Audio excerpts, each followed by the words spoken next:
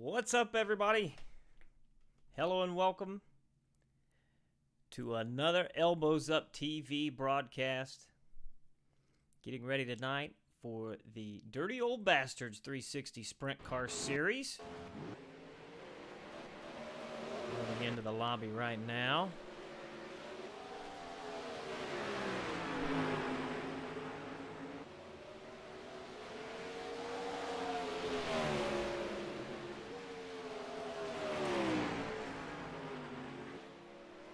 Tonight we will be hitting the third race of the Race 1 and Race 2 seasons.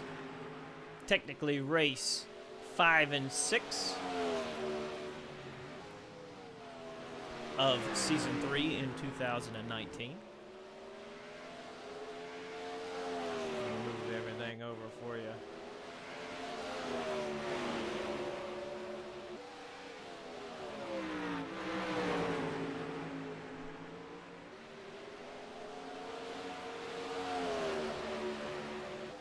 Four minutes left in hot laps here.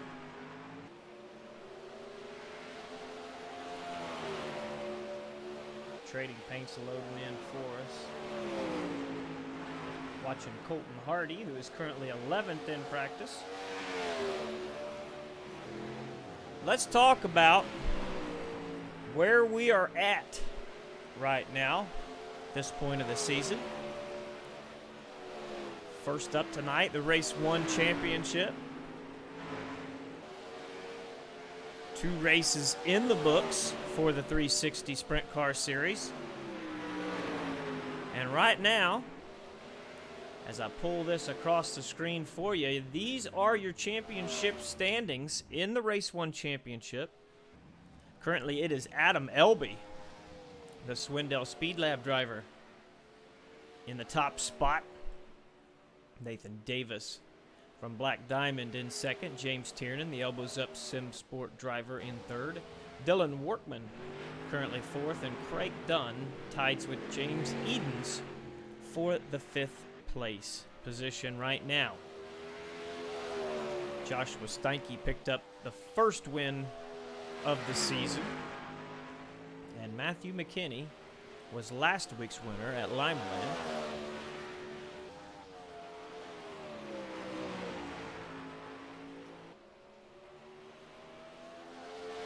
Also need to talk about the strikes coming out of last week's race at Limeland, which you think, quarter-mile racetrack, that could be something that is pretty serious. But, funnily enough, not too bad from last week in the Race 1 series. Kevin Fry, Reese Wilhelm, Cody Downard, Colton Hardy, John Harper, Sean Wallenfels, and Jordan Hack all coming away with .5 strikes. So nobody getting the big 1 strike. Everybody just a minor strike on their record from last week. Had some really excited races last week. No doubt we'll see the same thing here tonight. It is the USA International Speedway tonight. As you can see, clear weather, 90 degrees the temperature. We've not seen temperatures that high so far this season. You can bet that's going to help that track dry out quicker, which at USA is actually a complicated thing because we talk about some of the tracks having some pretty serious bumps on the straightaways, and this is one of them. This is one of them right here. So we're going to have to watch that.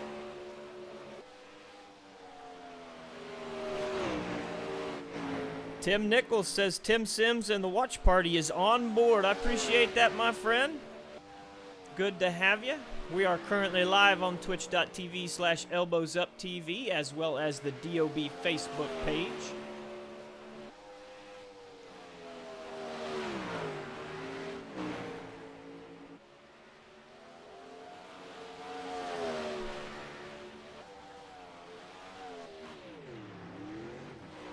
.15 seconds left In hot laps here, you can see Jason Nygaard on track right now.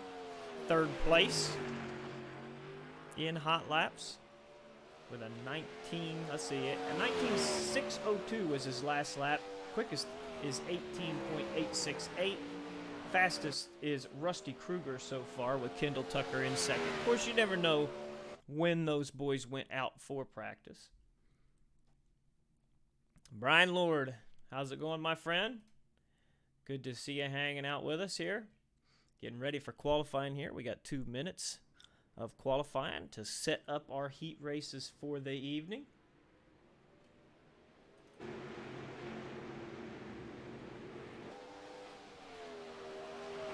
Billy Rowley out on track early.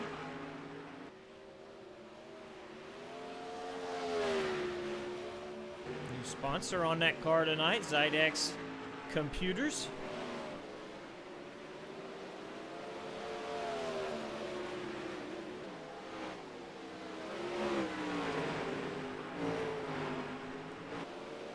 I know Billy made up some new paints for the DOB boys over the weekend. Trying to find one of them. Let's see here. Billy runs 2nd quick there. Down to 3rd now. I hang on to him here. Chris Roberts, won. He's the one I want to show the paint scheme for. So let's check it out.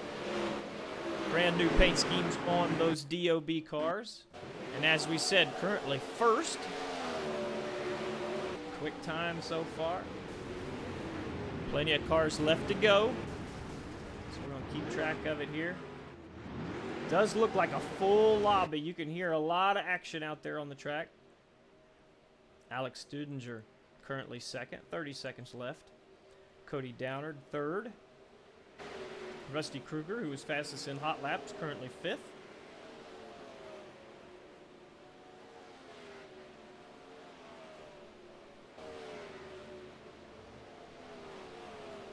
Got some love for Tyson Landis here in the chat. I do believe I saw Tyson's name somewhere out there. Currently sitting 13th is Tyson as qualifying ends here. And that will put Chris Roberts in the 93 as your quick time for race number 1. He's going to start 4th here in heat 1. 5 heats tonight. 10 laps the distance. Top 4 will advance to the A main.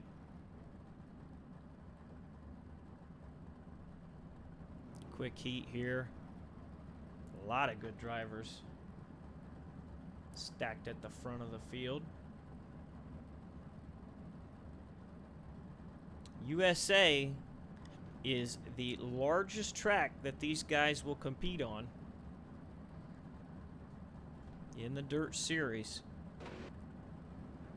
That presents an interesting challenge for these guys as well. You got to remember, you want to take on as small as amount of fuel as you possibly can. And when you're talking about this track, you need a lot of fuel. You use a lot of fuel around this over half-mile oval. So it's a complicated thing. It's mostly straightaway, paperclip shape. So the guys, I don't want to say that the guys that hit that are going to be the ones up front, but you definitely got to get your fuel right. And you remember, last time we were at a large track that used a lot of fuel, Knoxville, in race number 2 of the season, we saw a bunch of guys run out of fuel, and it changed the complexion of the race, eventually giving the win to the 98 of James Tiernan, who's sitting there inside 2nd row. Let's talk about the starting lineup right now. On the pole in the number 95 Swindell Speed Lab driver, it is Matthew McKinney, last week's winner at Lima Land in race 1. Ernie Williams Jr. in the Black Diamond 91 to his outside. James Tiernan and Chris Roberts make up row number 2.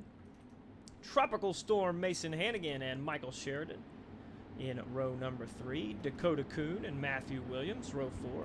Charles Hayes and Anthony Marvulago in row 5. And Taliboob and Nathan Kropaszewski in row 6. So, coming down the backstretch here, we're going to go green this time. McKinney is going to have control of these guys coming off of turn number 4. 10 laps, top 4 will advance. Here we go. Good start for McKinney. He's going to try to pull Tiernan with him. Let's see if Williams can hold him off going into 1. Here comes Tiernan on the inside. Hanging tough. There will be some guys on that low line here at the early part of the race. Ooh, problems for McKinney. He's across. He's got Williams the top 2. Caution is out. And the complexion of this race changes early.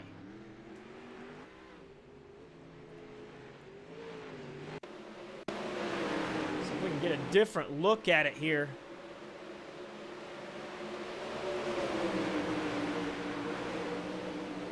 See McKinney on the high side. Williams right there with him. Kind of a meeting in the middle. Like Williams got the worst of it. Both of those drivers gathered it up. But they're going to have to start at the rear of this field now. Really impressive that Tiernan and Roberts didn't find some of that trouble there. How's it going, Rapala?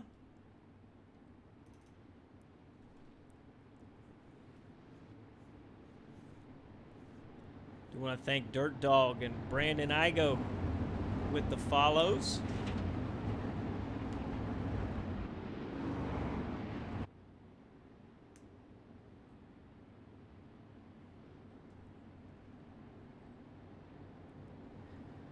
So caution flags. Counting the laps here in the heat race. That won't happen come feature time, but for the moment, it will have an effect on this race.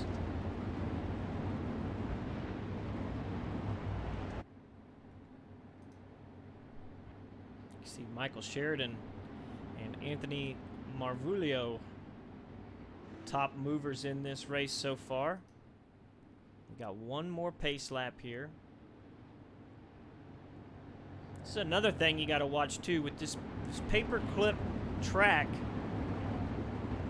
It can breed cautions. You know, you see that at Williams Grove. Same way here. And that's another one of those things where the fuel comes into play. Some of these guys in the heat race, they might look for that added advantage, which they can get from taking less fuel in the heat race, but you're playing with fire there and hoping that you don't end up getting burned. These caution flag laps help. We're going to go back green here, getting ready to work lap 6, coming towards the end of heat race number 1. Tiernan brings him down. Good start for Tiernan. Roberts to the bottom there. A little bit of a slider line. You can see Hannigan working his way into the picture. He's currently 4th. Here comes Dakota Kuhn on the outside, taking that final transfer spot. Team SETI driver Sheridan in that battle. Hannigan, the only one trying to bottom out right now. There is a lot of moisture down there. Maybe more in 3 and 4 than there is in 1 and 2, to be honest with you. We saw Tiernan down there through 1 and 2. Caution flag is not out. I got a little bit of a goof there.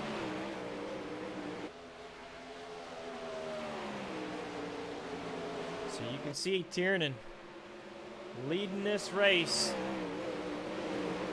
Roberts, Sheridan, Kuhn. Hannigan right now, the odd man out. Marvulio currently sitting in 6th. You can see him battling it out with Williams. A little bit of a slip there for Marvulio. Going to lose some time there to the 13. And as you can see, Mason Hannigan so far unable to do anything with Dakota Kuhn. As the white flag flies here, final lap. Ooh, Hannigan into the fence. That's trouble. Williams catches it. That's going to knock Williams back a few spots. Here comes McKinney. James Tiernan coming off to turn 4. He's going to win. Roberts, Sheridan, and Kuhn, your top 4. But I got to say, that is huge implications there for 5th through 8th. McKinney able to work his way back to 5th through that issue that Hannigan had on the final lap. And I know Hannigan can't be happy. And you sit there and you say, well, he was 5th. He was out of the transfer anyway. What does it really matter? Well, the difference is 5th and 6th place go on to tonight's B main, and will start fairly close to the front as well. So that gives you a pretty good shot of transferring through to the A from the B, rather than going back to the D and C mains, which is now where Mason will be relegated to. So it makes it a lot more complicated on him here. He's not done yet, but that definitely did not help his case. Studinger10, thank you for the follow. Appreciate that. Getting lined up here for heat race number 2 of the evening.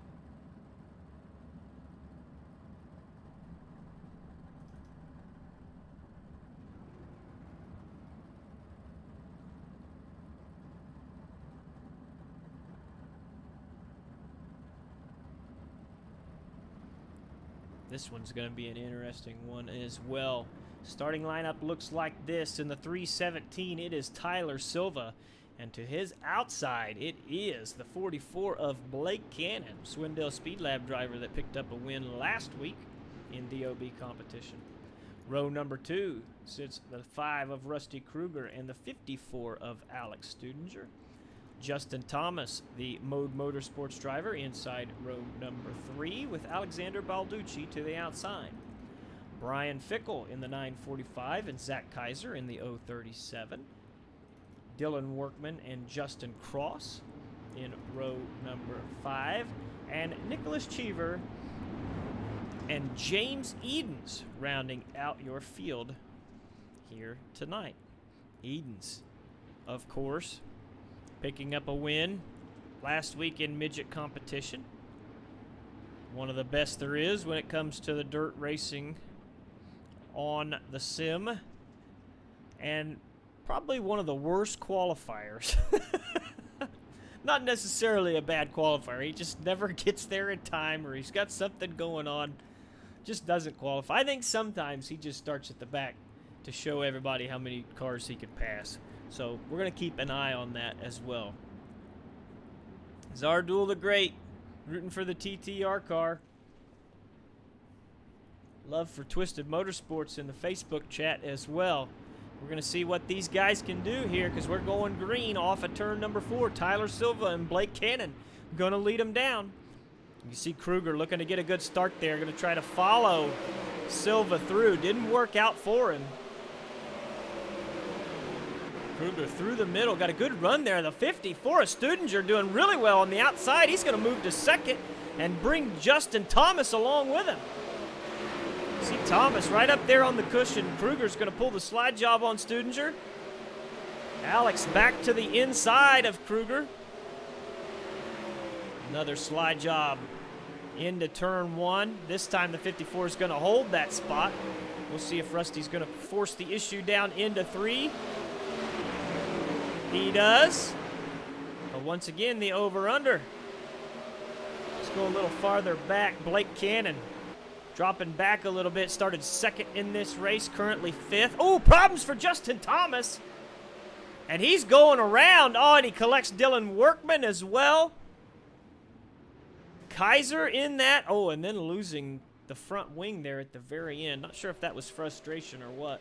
Let's back it up here just for a moment. Watching Thomas here, navigating turn 4. The problems are going to happen down here in 1 and 2. Catches the fence. Yep. On his own there, so frustrating. Yeah, you can see that car is bent. That car was bent. Didn't want to turn for him, and that was the end of the night. At least the end of the heat race for Justin Thomas.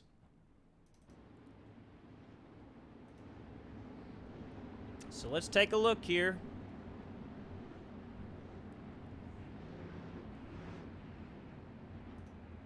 Top 10 right now. You can see Blake Cannon going the wrong direction, whereas Studinger's going the right direction. Balducci sitting in 5th. 6th place belongs to the 26 of James Edens. He's past half of them, folks. Started 12th, currently 6th. Yeah, there was a crash involved there. But you got to miss the crash, too. So give the man his props. He's coming to the front. Let's check in on Dylan Workman here. We saw that he got a little bit of damage there. You see the nose wing slightly bent. I got to say, could have been worse for the mess that was ahead of him there. So not too bad a shape. That's a good sign. Currently sitting 8th. So we are in for a battle when we get back going here. Going to have 7 laps. Working lap 7, actually, when we get going. So 4 laps left in this race.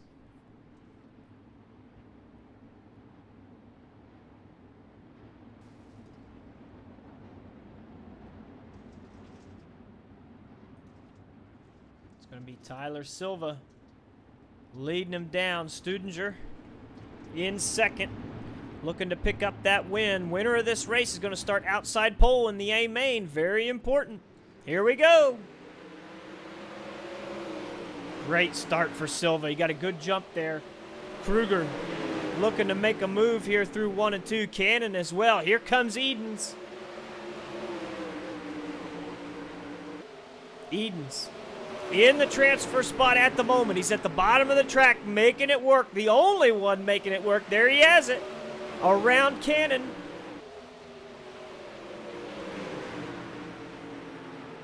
You can see Kruger has made his way into the 2nd spot. Studinger trying to find his way to the top of the track, get the traction he needs to make that pass happen once more.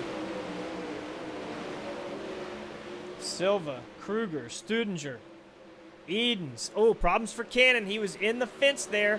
And then a slide job is going to bring problems for Alexander Balducci, and the caution flag will wave, which will end this race. You can see Cannon get into the fence. The 44 comes up. Nowhere to go. Let's back it up once more.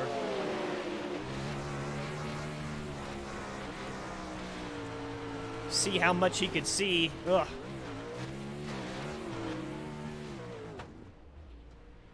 Clearly focused on the car of Cannon coming off the fence, and then all of a sudden he had a bigger problem in his lap. So that's the end of that race. Tyler Silva, your winner. Rusty Kruger 2nd. Alex Studinger 3rd. Blake Cannon will transfer. Nope, make that James Edens will transfer in 4th spot, and Blake Cannon moves on to the B main, coming home in 5th. Greg Tilson saying he wished he didn't accidentally leave the league today. Missed the race now. That is unfortunate. Shout out for Minnesota Mafia in the Twitch chat. Appreciate everybody hanging out with us. These are interactive streams. We encourage you to get involved in the broadcast. Talk to us all night long.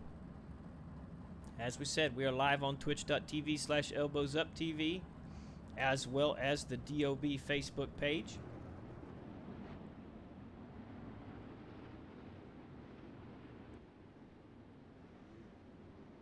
We do urge you to migrate over to Twitch and hang out with us there if you can. The bigger numbers we get on Twitch, the higher we go in the rankings, which introduces new people to the Dirty Old Bastards Racing League.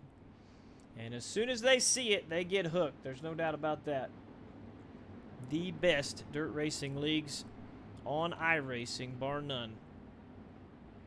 So we are getting ready for heat race number 3 here.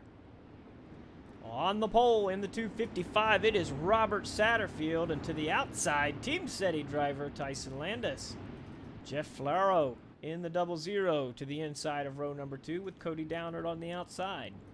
Jason Randolph and Dustin Griffiths make up row number 3 with Trevor Chaney and Peyton Grease in row number 4. Chad Coate and Brandon Igo, row number 5, and Kyle Jenkins and Michael Heileman rounding out your field.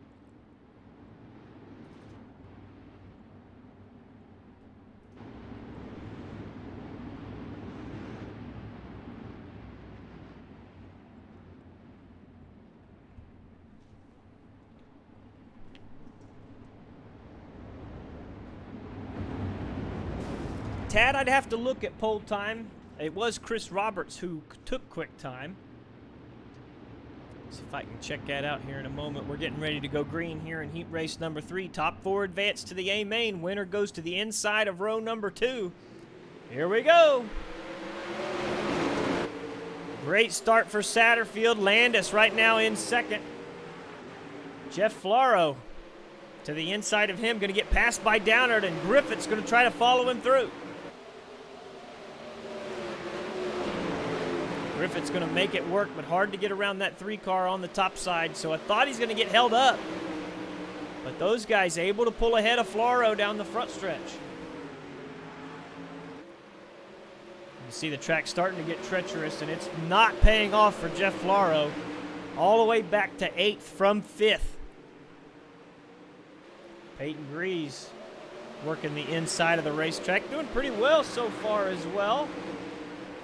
He's up 3 spots there. Ooh, problems for Griffiths. Griffiths into the catch fence, and that car is hurt. And Flaro's going to finish him off. Still green right now. We'll see if he can get it off the track. He does. We are not going yellow. Move Peyton Grease into 4th. 5th place, Trevor Chaney, as the caution waves. I think we're going to find out. Looks like Brandon Igo had an issue early on. We had the issue with Griffiths, but that was not what brought out the caution. You see Coate here on the inside. He's going to hit the inside retaining wall, coming across in front of Michael Heileman, who spins him around, and then he just gets stuck trying to get turned around, which brought out the caution.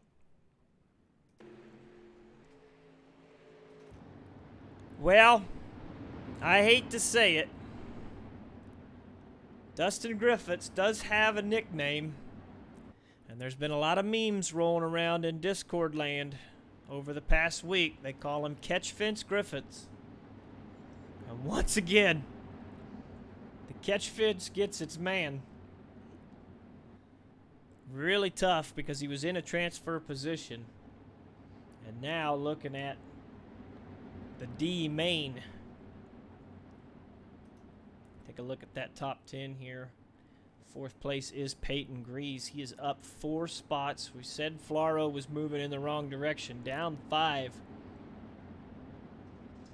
Chaney is the man in the 99 right there, waiting on a mistake from one of those guys in the top 4 spots.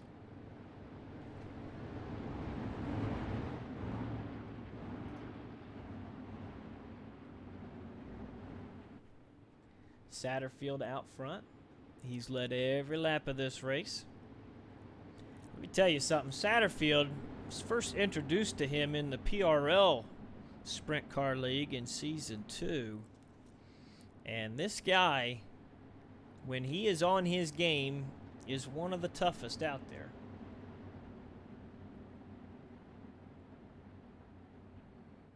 Haven't seen him do too much DOB racing, which of course is quite different than official races here on the simulation because of the fact that the track gets so slick. But clearly with a good start to the evening here tonight, and he is going to be looking for that third place starting spot in tonight's A main. Landis not going to want to give it to him, however. We're going green here with 3 laps left.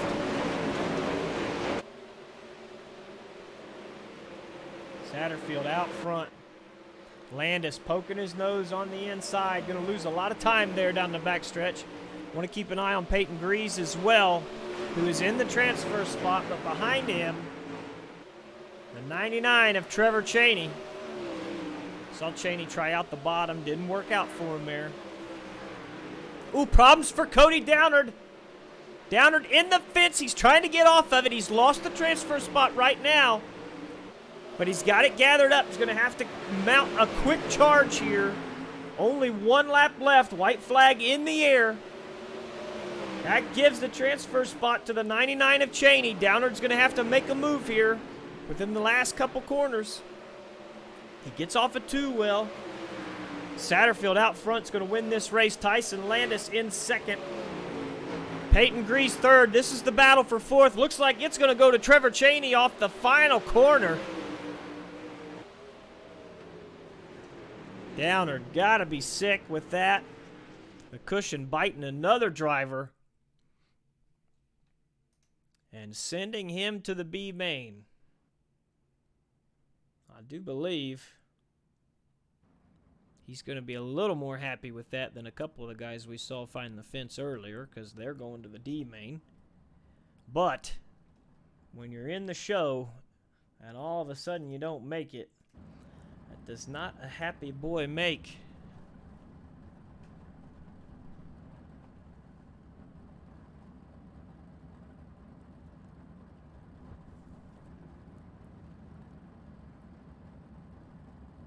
The 4th of 5 heat races here tonight, hitting the track now.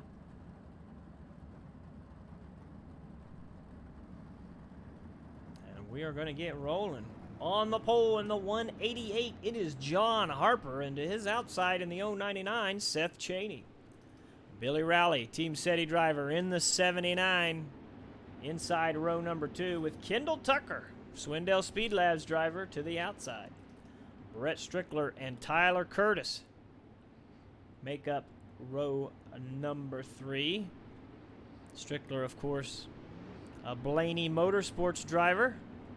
Haven't talked much about those guys early on this season, but I wouldn't doubt they start running pretty well here soon.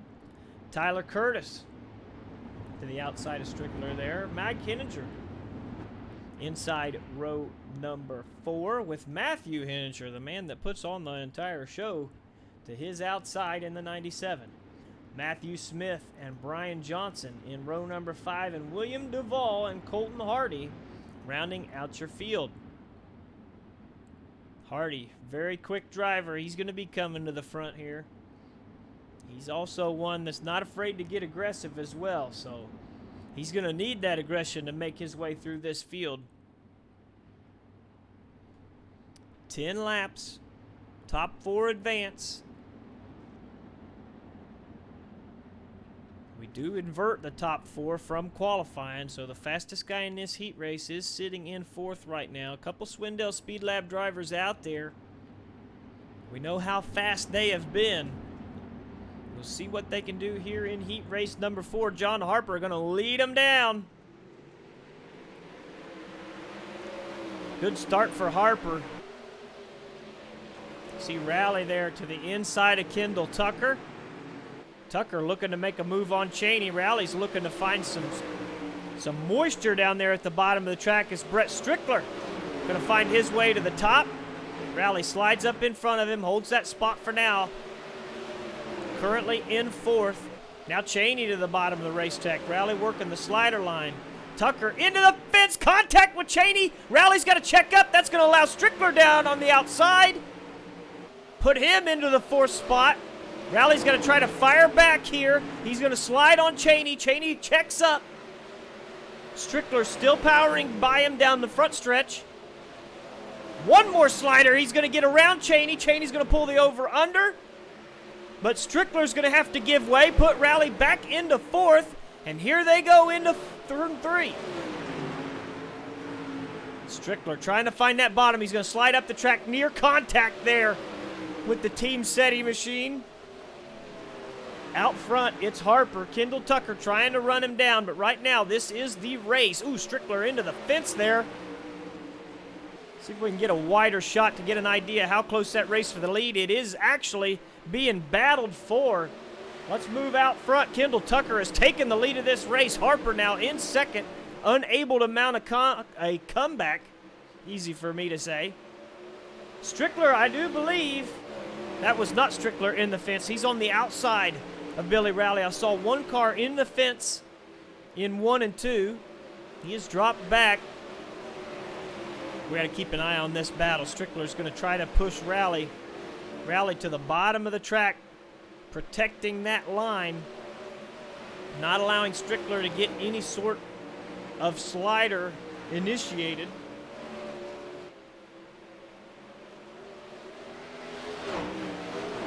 You see how bumpy that front stretch is already getting. We talked about how this track wears out. It's almost as if it develops a whoop section on the front and back stretch. Colton Hardy has made his way up to 6th place in this race. You can see him up there on the cushion trying to run down Strickler. Henninger in 7th.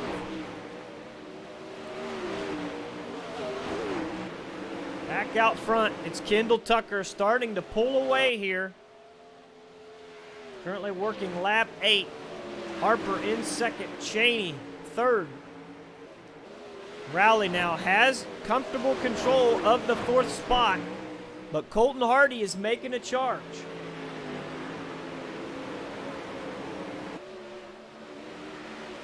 You see Hardy, a little bit of a tap there to the outside wall. That's going to slow him down. Strickler starting to reel in that 79 car. I think Cheney's holding Rowley up just a touch. White flag is out. Kendall Tucker, 4 corners to win here in heat race number 4. Billy Rowley looking to make a pass here on Cheney. That's a difference of 4 spots in the feature, so it's important to get a single position here in the heat if you can. Not going to happen, but he is going to transfer. So Kendall Tucker, John Harper, Seth Cheney, and Billy Rowley transferring here through heat 4, and Brett Strickler and Colton Hardy going to have to make their way to the beat.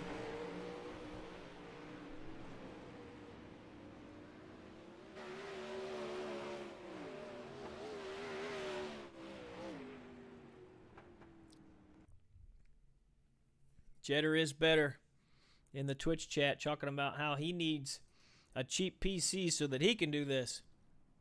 It is kind of complicated to do with a cheap PC. The dirt does take a little more power than the asphalt does on iRacing. There are ways to do it. Talked about the new sponsor on Billy Rowley's car, that Zydax Computers. They're putting together some iRacing builds that you can actually purchase from them. Might have to check with Mr. Rowley for that to get the down low.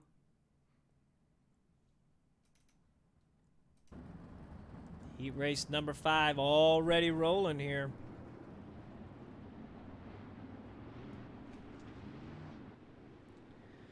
On the pole in the 101, it is Shea Paolo.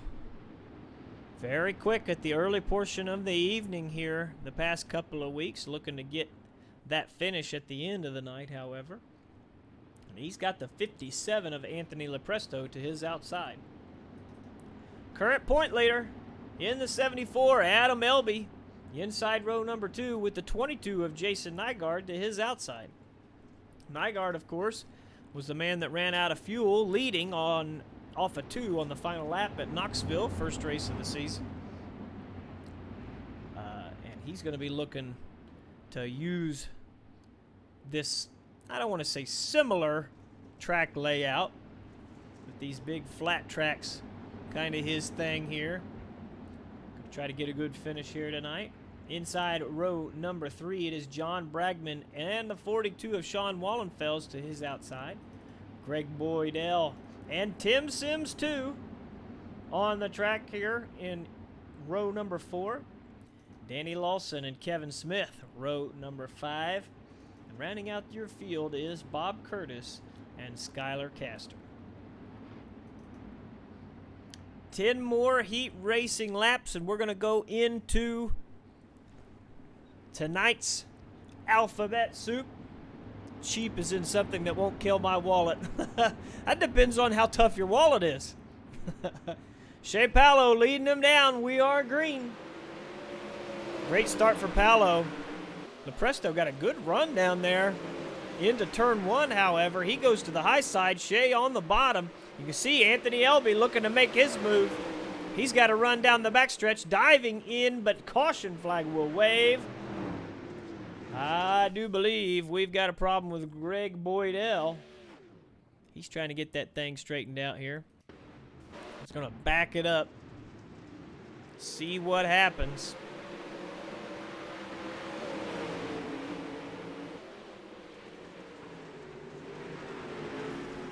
Whoa. Lawson, with the slider into turn one, makes contact with another car, which pushes him into the rear of Boydell. See if we can back up and see what Lawson saw here on the start.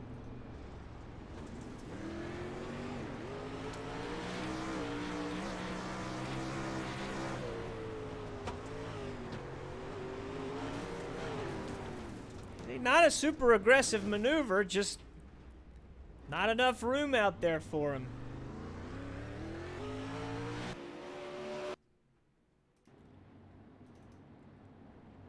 So Boydell is going to exit.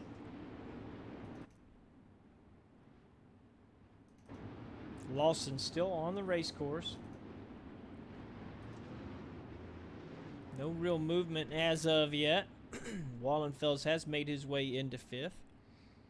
Single file restart here. That's going to help him take a shot at Nygaard for the transfer spot.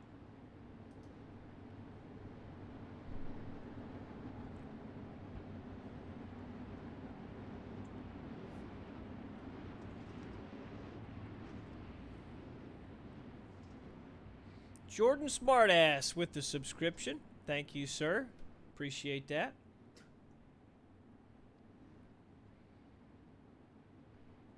It's a proper noun, so it's not actually cussing.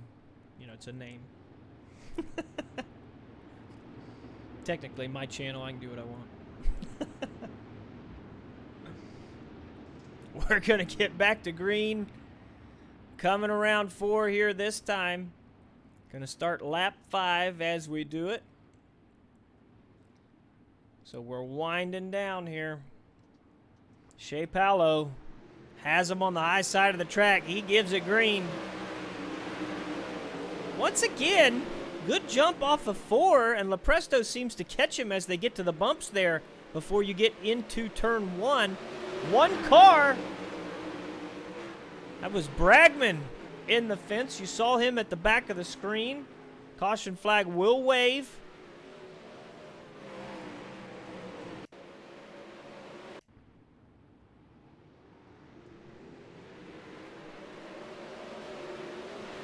Here's a replay of the event here. You can see it start hopping. Gets into turn 1. Cushion pretty thin. He finds his way into the fence, and it just never lets go of him. Behind him, the 17 as well. That was Skylar Castor also finding his way into the fence. Surprisingly enough, I'm showing Anthony Lepresto as your race leader, which means we're going to have to back this up.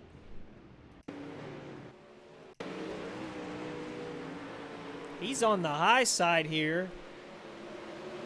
Wins the drag race down the backstretch, and as the caution flag flies, he is the race leader. So he leapfrogs Shea Palo. I don't really want to say it was a lucky turn of events, but luck was definitely on his side.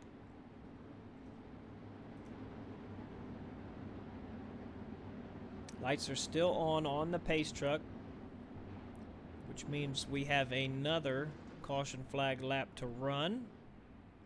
After that revolution, we will go back green with 2 green flag laps left here in heat race number 5.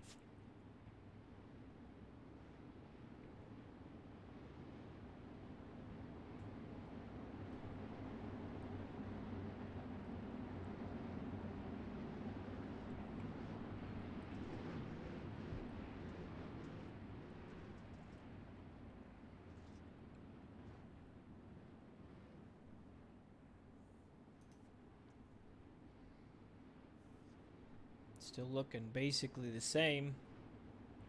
Tim Sims, too. Up 2 spots. He's into 6th. Trying to put himself in a position to make that top 4.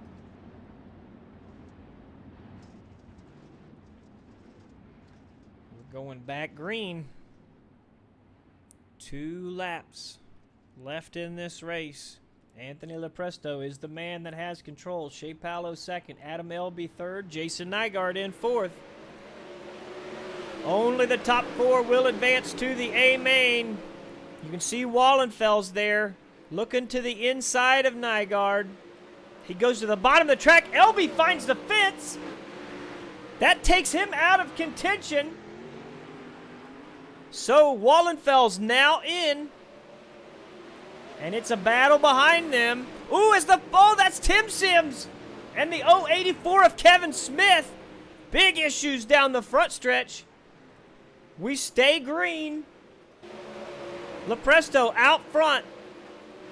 Palo, Nygaard, Wallenfels, your top 4. Here they come to the line.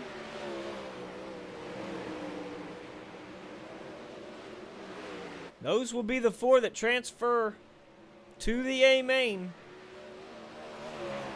Unfortunate there for Tim Sims, who was in the battle to try and catch the rear of the 4th place car. Making contact out there cost him big time.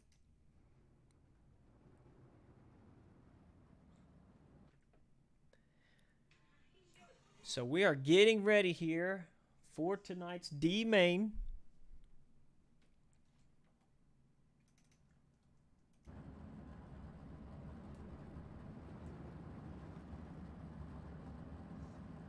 A couple of these cars, we had a quick turnaround. Tim Sims right back into this race. That's another one of those. We've seen a lot of that, man. The 5th place guys end up finding trouble when they go from the B main all the way back here to the D. Let's talk about this starting lineup. On the pole is the 65 of Danny Lawson. And unable to make the call, actually, the 94 of Todd LeBoob. So that is going to move Chad Coate up to the outside of the front row. Zach Kaiser inside row number 2. And Tim Sims, too, is going to move up to the outside. That's going to put Mike Henninger inside row number 3, and to his outside will be the 8 of Nicholas Cheever. Mason Hannigan inside row number 4, and it'll be Brian Johnson to the outside. Then Dustin Griffiths, John Bragman, Nathan Kropaszewski, Justin Thomas, Brandon Igo, and Greg Boydell rounding out your field. William Duvall, another driver unable to make the call here for the D main. Let's watch Thomas here coming from the rear of the field. That's a fast car. Griffiths as well. We saw him qualify well before finding trouble there in his heat race. I have no doubt he'll be making his way forward. Great break here for Tim Sims, who is right now in a transfer spot. We're going to take 4 out of this race into the C main. 10 laps the distance. We're going green this time. Danny Lawson has him. Here we go. Great start for Lawson. Coate was the man who missed out. He's fallen backwards. Into the fence goes Coate. Around him goes a lot of cars. Oh, big problems down the backstretch. Justin Thomas involved as well. His night getting worse in the D main. Trying to get straightened out there. Lawson was in that as well. How in the world did Lawson from the pole end up in there? Let's back this up. I want to get a little farther view. You see Coate in the fence. Lawson spins in front of the field, collects Henninger. Thomas and the 121, nowhere to go. That's Brian Johnson that was in the green car. Let's hop on board with Justin Thomas here. See his view.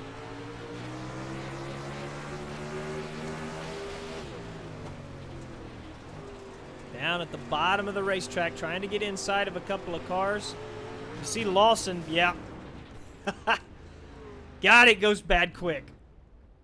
And Thomas, not even getting to complete a lap here in the D main. Really unfortunate for him. So let's reset here after a big first lap crash in the D main. That is going to give the lead to the 037 of Zach Kaiser. I know Kaiser's a favorite out here in the Twitch chat. Be some happy people there. Tim Sims, too, currently sitting in second spot. Mason Hannigan has made his way into the top 3. And Dustin Griffiths trying to redeem himself, currently sitting in that final transfer position.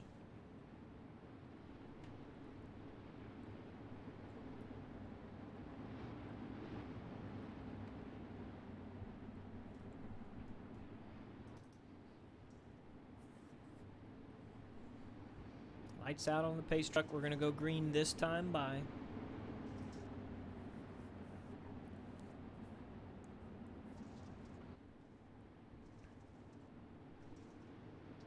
See Hannigan up 4, Griffiths up 5. Igo currently up 6, sitting in 8th. Keep an eye on him. Let's get that wide view. Watching the restart here is Kaiser. Great start there. Makes a big gap down the front stretch. He's going to go to the bottom of the race course.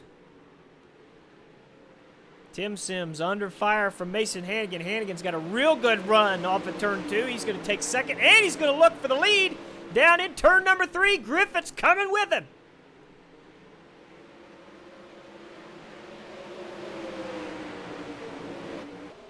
Tropical Storm Mason Hannigan making his way into the lead in this race. Dustin Griffiths behind him. You can see Kaiser and Tim Sims still there in the transfer spots, but they're struggling through the slick. Right now, Chad Coate looking to make his way around Tim Sims there in 4th. That battle is ongoing. Mason Hannigan now has control of the lead. We saw Griffiths trying to make a charge on him.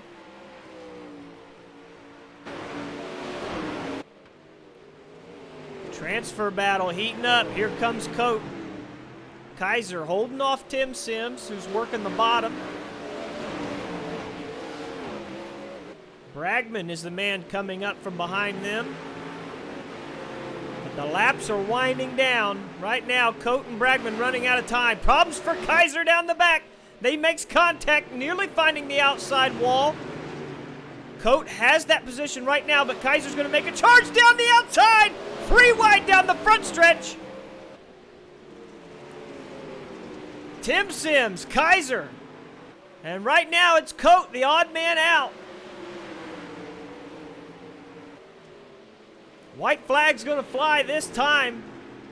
Mason Hannigan out front looking strong. Second place comfortably with Dustin Griffiths, but this is the battle right here. Coate trying to make his way into the C main. Tim Sims, they're 3 wide once again down the back. Kaiser on the outside, Tim Sims on the middle. Ooh, problems there for Coate. That opens the door for Bragman, but Tim Sims is the man who's going to take the final transfer spot and move on to the C main.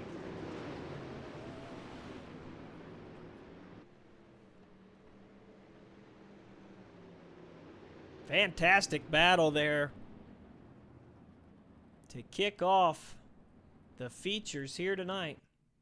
I hope we can continue that.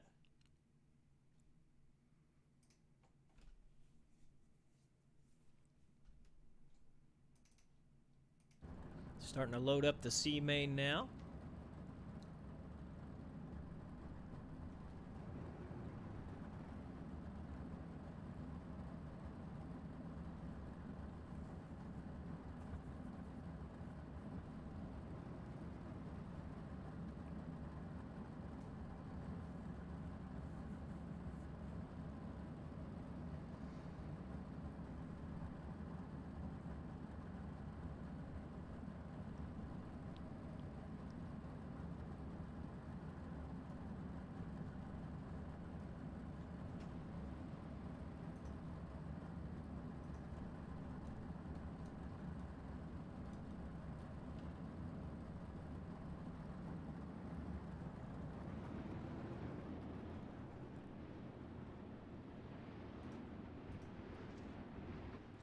So here we go. We are rolling with tonight's C main. 12 laps the distance. Top 4 will advance to the B.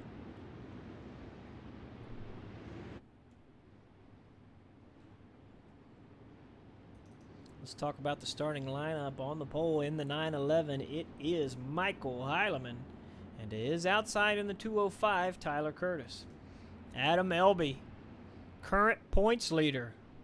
Inside row 2 here for the C main. He's got to make his way forward, or at least through this race, to give himself a shot to hold on to that points lead. He's got Charles Hayes the third to his outside. Justin Cross and Kyle Jenkins make up row number 3, with Matthew Henninger and Bob Curtis row number 4. Ernie Williams Jr. and Alexander Balducci row 5, with Jeff Floro and Matthew Smith in row 6. And then rounding out our field is the men who came from the D main: Mason Hannigan, Dustin Griffiths, Zach Kaiser, and Tim Sims too, rounding out your field. So we are going to ride here with Michael Heilemann, the man who's going to lead us down. 12 laps, top 4 advance. For the privilege of racing in the B main, to give yourself a shot to make your way through to the big show. Pace truck is off. Heilemann has him. We're green. Ooh, contact there between Elby and Tyler Curtis down the front. We got one car in the fence, a couple of cars out of shape. Looks like they're all going to gather it up, although, yeah, Jeff Floro got the worst of it. Ooh, and now we got a big crash down the back. That's Tim Sims. Is that? It was Ernie Williams Jr. in that mess as well. Caution flag is going to fly. Let's back this up. See where it starts. You see lots of contact there in the corner. And they come out. You can see there Floro goes. And Williams just runs into the back of another car. Seemed like the contact with Floro slowed down the 221 of Jenkins, and Williams closed that gap really, really quickly.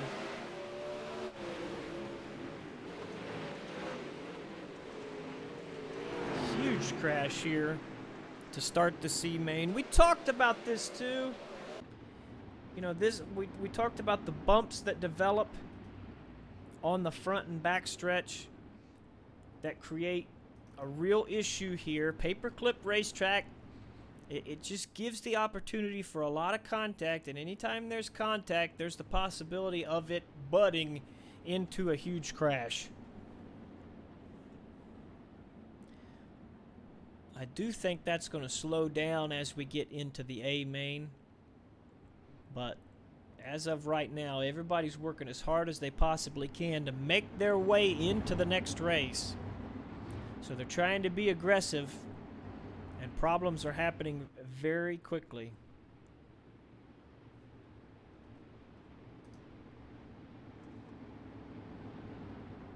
Tyler Curtis moving backwards, but currently holding on to that final transfer spot.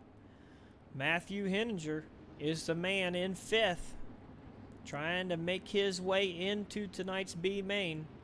Balducci right there. Mason Hannigan already up 6 spots. He won the D. Trying to come forward here in the C main. We're going to have to keep an eye on that car. Lights are off on the pace truck. We're going to go green here off of turn number 4. I like this wide view here on the starts. You can see all the action. Because there's a lot of wild happenings through the center of the field. Here comes Heilemann. He's got a good start on Elby there. They both go to the bottom of the track where there's a lap car on the race course. That's going to cause some issues for some guys. They all get around. Strange happening there. See Mason Hannigan, he's working the top side of the track. Floro trying the inside of him. Tyler Curtis trying to hold on to 4th spot. He is in a battle right now with Matthew Henninger. Henninger on the inside. He's got the spot down the backstretch. He's going to slide to the bottom there in turns 3 and 4. Rolling really well at the moment. Adam Elby made the pass around Heilemann to take the race lead. Here comes Curtis on the outside, going to try to make another charge here at Henninger. There's problems for Heilemann. Contact. He runs up the track into the way of Tyler Curtis. Another car coming into the picture. That was the 414 of Justin Cross. He's going to get damage from that as well. And let's back up and see this crash develop. See Heilemann here. He's trying to hold the middle, makes contact. Those two cars get hooked, brings them across the track in front of the 205.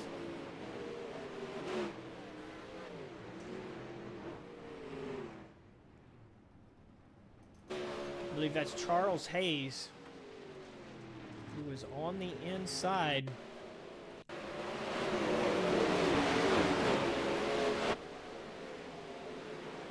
Charles had a really good run down there on the bottom.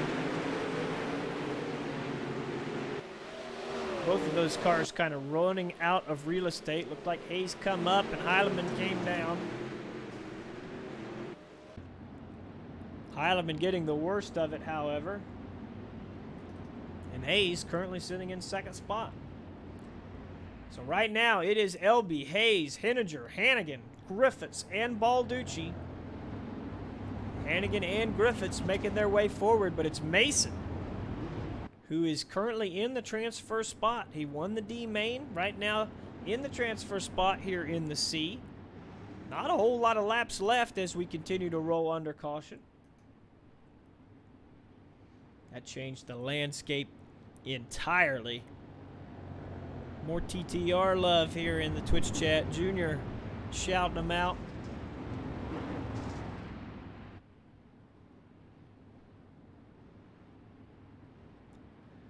So we're going to go green on lap 11. That gives us 2 green flag laps left.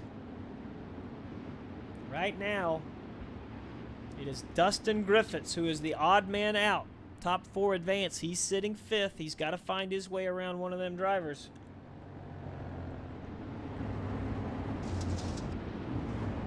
Henninger has been running really solid there on the bottom.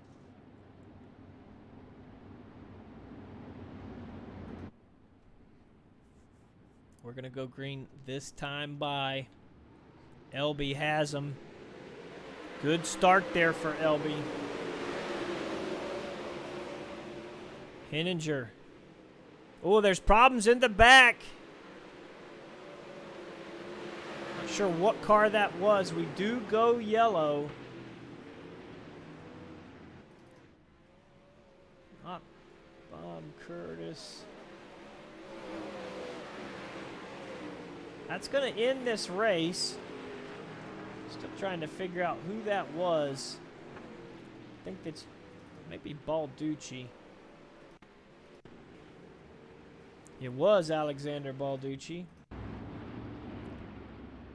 This race is going to end under caution. Adam Elby, Charles Hayes, Matthew Henninger, and Mason Hannigan is going to move into tonight's B main. You can see the contact there with Floro. The reason for the caution. But that is all she wrote here in the C main.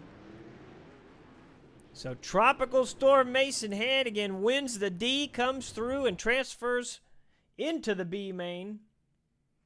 He's got a lot of work left, however. Do want to check. Only 4 drivers going to transfer here through the B main. But he's going to have 14 laps to do it. I think what we've seen so far is the secret is missing those crashes, staying out of trouble.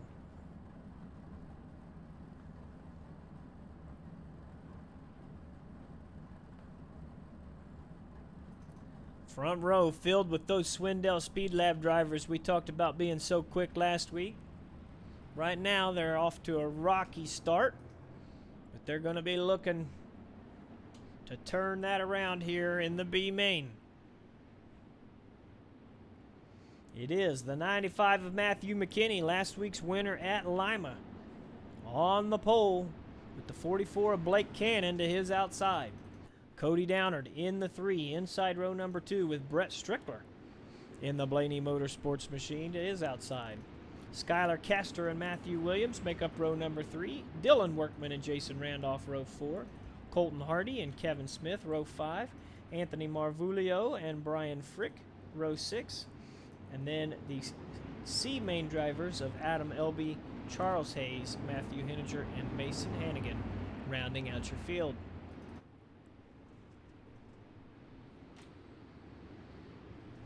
"14 laps. This one's going to be a wild one. Only top 4 move on. Appreciate everybody hanging out with us. We got a lot of people in Twitch land and on the DOB Facebook page watching live.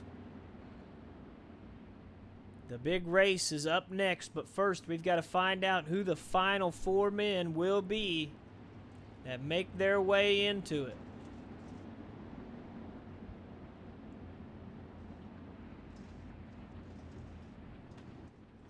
Off of turn 4, Matthew McKinney's going to give him the green. He's got his teammate, Blake Cannon, on the outside. Late model guys here doing it with the wings on. Going green.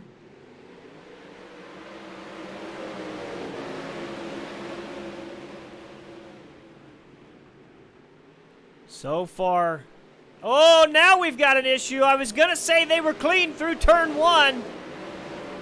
Big problems, however. We'll be looking at that white car.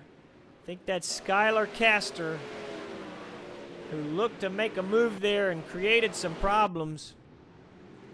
Let's watch him here on the start.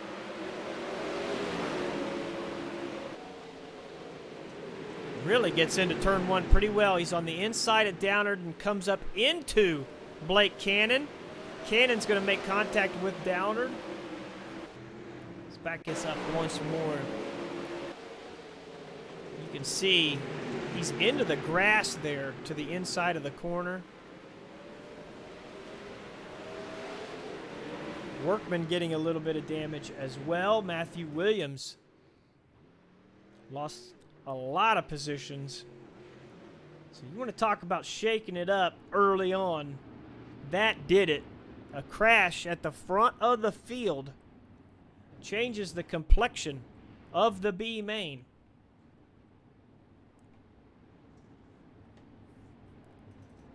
Skylar Castor currently in P4.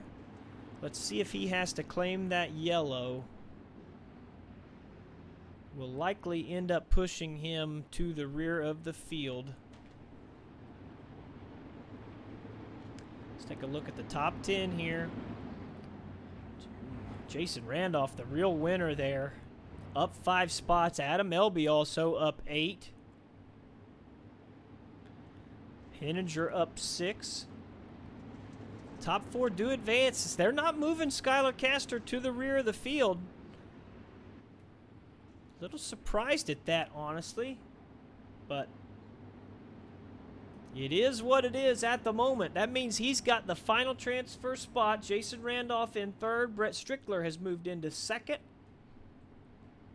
But Adam Elby and Dylan Workman breathing down their necks. You can see Workman has damage to that front wing just like he did in the heat race. We're going to have to see how much that affects him here as the laps tick away. How's it going, Brett? Good to have you here, my friend. We are back green. McKinney with a good jump there. Let's watch Randolph here. He and Strickler going to the high side of the track. Elby has made the move for 4th around Castor. Castor fighting back, and you can see Blake Cannon as well on the high side, trying to make his way back into tonight's A main. Caution flag waves once more. You saw, or you heard a little bit of contact there. think we're going to find it here with Marvulio.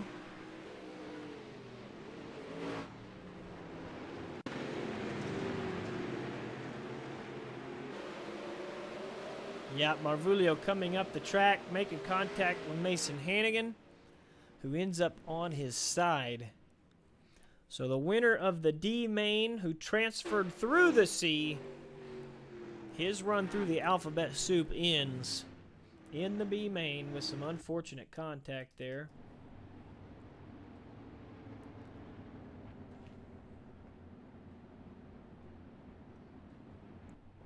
Hey, Connor. Glad you're with us. Get some love for Workman in the Twitch chat. Currently sitting in 7th. Blake Cannon made the charge around the outside.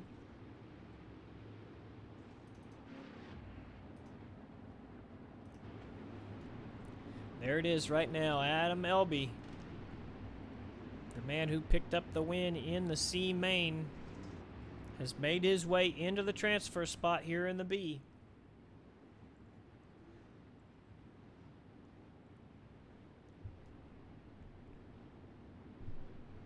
Skylar Castor, right now the odd man out. Blake Cannon's going to want to get up there and make a charge as well. Going to be tough to break that top 4 up.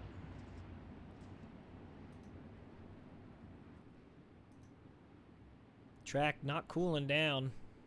Still 89 degrees out there. Race 2 of the night will be held under the lights, so we might see a little bit of cooler temperatures. But you can see that track wearing out. The bumps coming in down the front and back stretch. It's going to create some serious challenges for the guys in tonight's A main.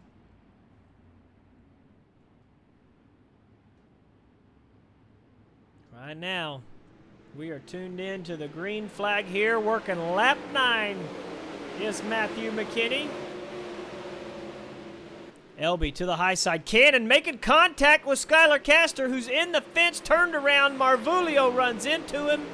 We are still green as we are racing for the lead. Brett Strickler has caught the tail end of McKinney. Strickler running a little bit higher line here. Through 1 and 2. That gave him a good run last lap, but this lap he's going to find the fence. He's caught up. I think Cannon is in the fence as well. Caution flag flies, and we've had some serious changes. Cannon making his way into the fence. He's going to get stuck and sent back to the pit lane. I want to get a look at Strickler as well. Same thing happened for him. Just caught the cushion wrong and was buried into the fence. Colton Hardy getting some of that as well. Man, this track is just eating guys here tonight. Really, really unfortunate there. And that takes 2 guys out of the transfer hunt. Elby up to 2nd. Randolph in 3rd. And Dylan Workman is the man who is the big winner after that crash. He's found his way into a transfer spot. Keep your eye on Matthew Henninger, however, up 10 spots. Finished 3rd in the C to advance through to the B main. And now he's got a shot. I do gotta say, though, the time limit on this race is winding down. I think the lights on the pace truck are going to go off, which means we would get 1 green flag lap left in this race. But I think we're going to have to see if we hit the timer or not.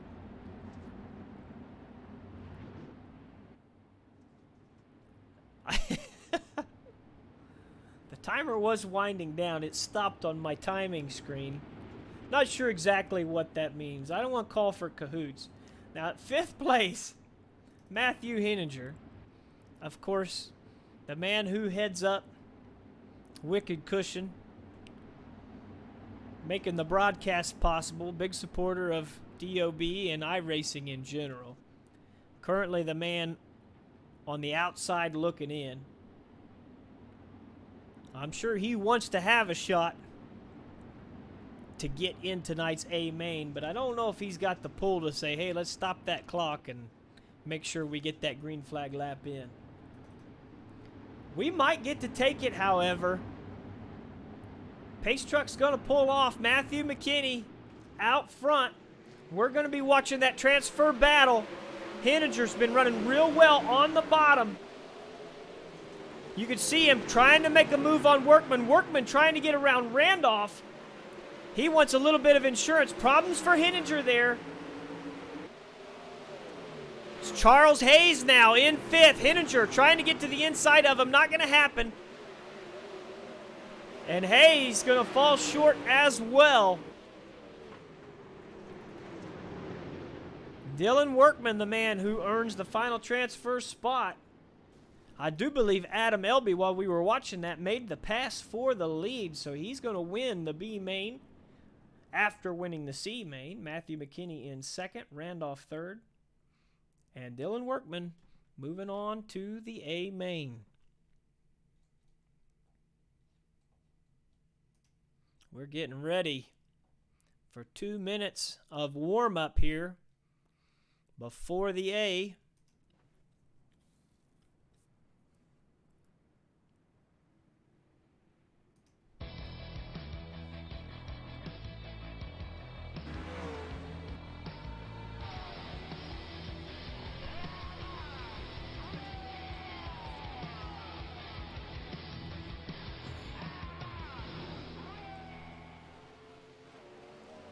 We talked about the Wicked Cushion guys making all this possible. I want to let you know Wicked Energy Gum is a boost of energy, alertness, and focus in a chew. It only takes about 5 to 10 minutes to take effect and is cheaper and healthier alternative to energy drinks and shots that fill you with calories and sugar. Wicked Energy Gum is made in the USA, and the best part of it all is that for every pack you buy, they make a donation to the Cognitive Warriors Foundation, who focuses on improving access to quality health care for active and former U.S. military men and women who suffer from depression and PTSD. We urge everybody to go over to wickedenergygum.com, use code DOBRL for 10% off your order and free shipping on race days. I got an order placed with those guys, going to get to try the product out myself, let you know how it goes. But Wicked Cushion, Wicked Energy Gum, Mr. Henninger, big supporters of us here at Elbows Up TV and the DOB. They make it all possible. And I hope you guys go and show your support for them and thank them for providing us with some of the best racing action here on the iRacing Sim. We are watching Elby get a little time in here in the warm-up. Sean Wallenfels is the man with the top time here. 7 seconds left. Seth Cheney in second. James Tiernan third. Nygaard takes that third spot away. Not everybody getting out there.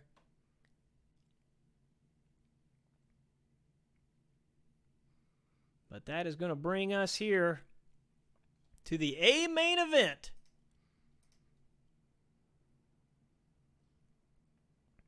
Tad Backer sitting back and watching until he can get in race 2.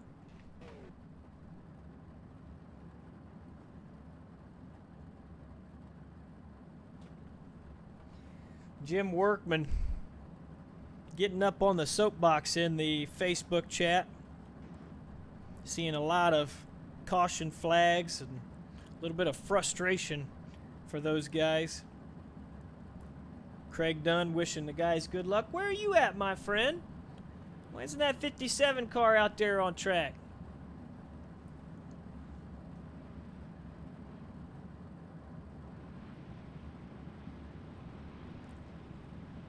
We are getting ready to roll here for the A main, ladies and gentlemen. So let's take a look at the starting lineup on the pole. Currently sitting third in DOB Race 1 points. It is the number 98 Elbows Up TV machine of James Tiernan. Tyler Silva to his outside in the 317. Making up your front row, Robert Satterfield and Kendall Tucker.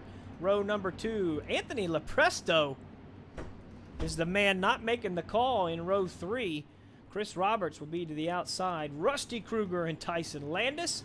John Harper and Shea Paulo. Michael Sheridan and Alex Studinger. Peyton Grease and Seth Cheney. Jason Nygaard, Dakota Kuhn. James Edens and Trevor Cheney. Billy Rowley and Sean Wallenfels, who was fastest in warm-up. Going to start 20th. And then the guys that come from the B main, Adam Elby, Matthew McKinney, Jason Randolph, and Dylan Workman. Ladies and gentlemen, we have 30 laps here tonight. A long time for these guys around the largest dirt track that they will visit this season. We talked about fuel. We talked about the bumps on the front stretch and the back stretch. All of these things are going to create problems for these guys. We've seen a lot of caution flags so far. We're going to have to see what we get here in the A main.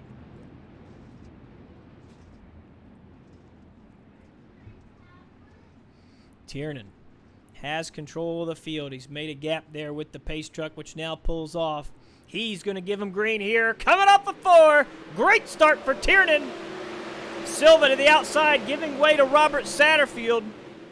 We're watching the wide view here. Tiernan to the high side. We can see all the action there behind him. 3 wide, almost 4 wide for second place. Kendall Tucker is the man who comes out with second. Satterfield on the outside of the 317, trying to make his way around. Chris Roberts making a charge as well. Rusty Kruger dropping back there in the 5. Problems for Landis, who backs up into Sheridan and makes contact with Peyton Grease. There you see Kruger coming across the nose of the 93. Out front, we've got a race for the lead. Let's zoom in here. Kendall Tucker trying to work the inside of James Tiernan. Unable to make anything happen there. Now Tucker with a bigger charge. You see Tiernan a little bit over the cushion there.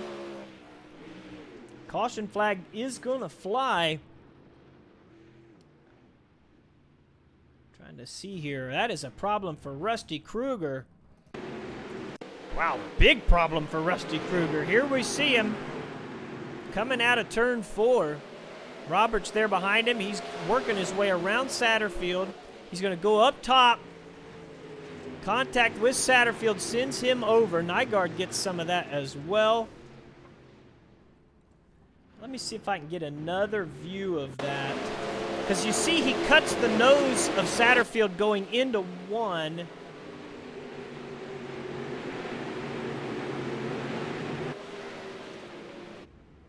Let's look at it right here. I want to see if they make contact down the front. No. Just looked like that cut made it so he didn't have the momentum going into 1 that the 255 of Satterfield did. No damage to the front of that machine, really. Not sure if he's going to have to claim that caution or not. But we are going to reset here. 33 laps now, the white flag lap. You see the big movers right now. Jason Nygaard up 7 spots to 8th. Harper up 4. He's sitting in 5th. Chris Roberts looked really racy there.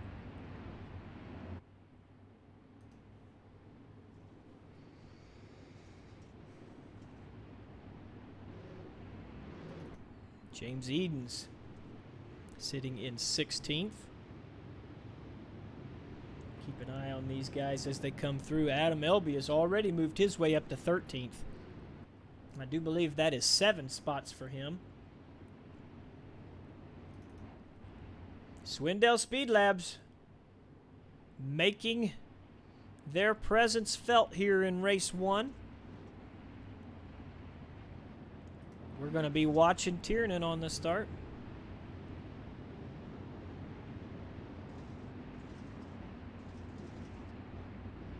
There was a little bit of contact and scrambling there on that initial start, but everybody was able to keep their heads and straighten stuff out, so hopefully we'll see more of that as we go back green.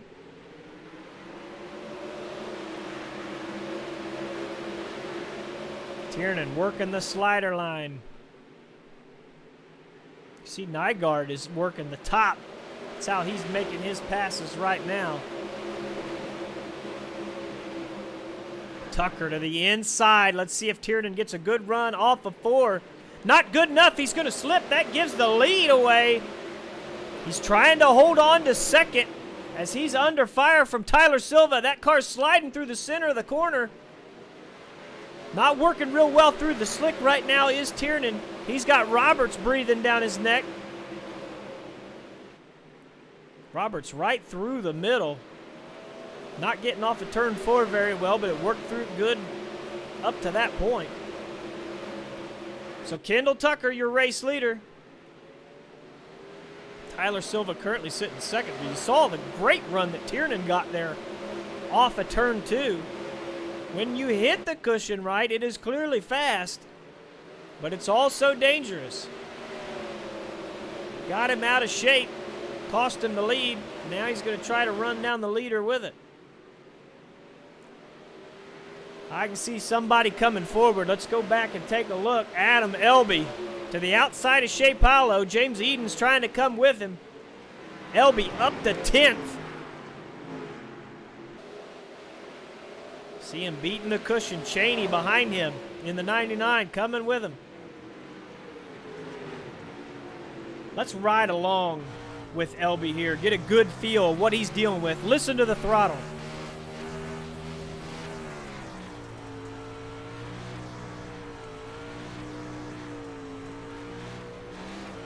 Very patient and on the gas late off of turn 4 there. Get a lot of bumps out of turn 4 and then about 3/4 of the way down the straightaway. See him coming up on the back of Satterfield here.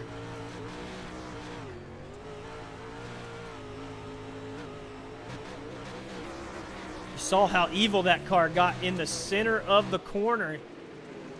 Nearly trying to find the fence, but he was able to keep it out. Shea Paulo holding tough there on the bottom. Elby's currently 8th. Coming up on the back of Michael Sheridan. Let's get back out front. Kendall Tucker has stretched his lead. Tyler Silva in 2nd. Roberts 3rd. Harper, Landis, Tiernan starting to fall back, but you can see him fighting back there. Once he gets a good run off the top side, he really makes waves. Those guys got to get on the ball because they're going to have to be making way for Elby very soon. And Eden's right on his tail coming with him.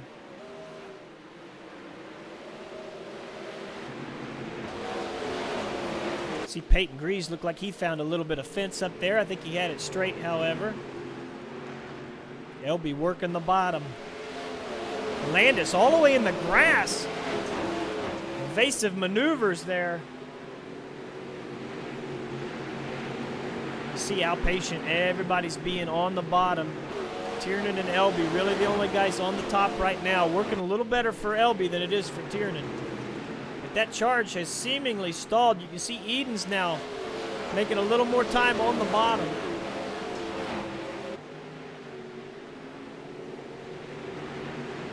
Farther forward, Landis in the middle of the racetrack.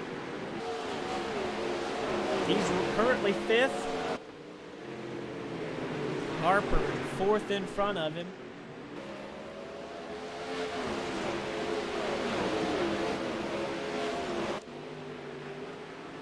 Behind Elby is Shea Paulo, still in this race.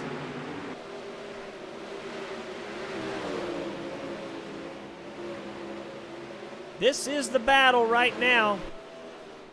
You see Chris Roberts trying to run down the 317 of Tyler Silva. Tiernan on the high side, Harper on the bottom. Laps are winding down pretty quickly right now. Lap 33 will be your white flag lap. currently working lap 20. Tucker's got a huge lead on second right now.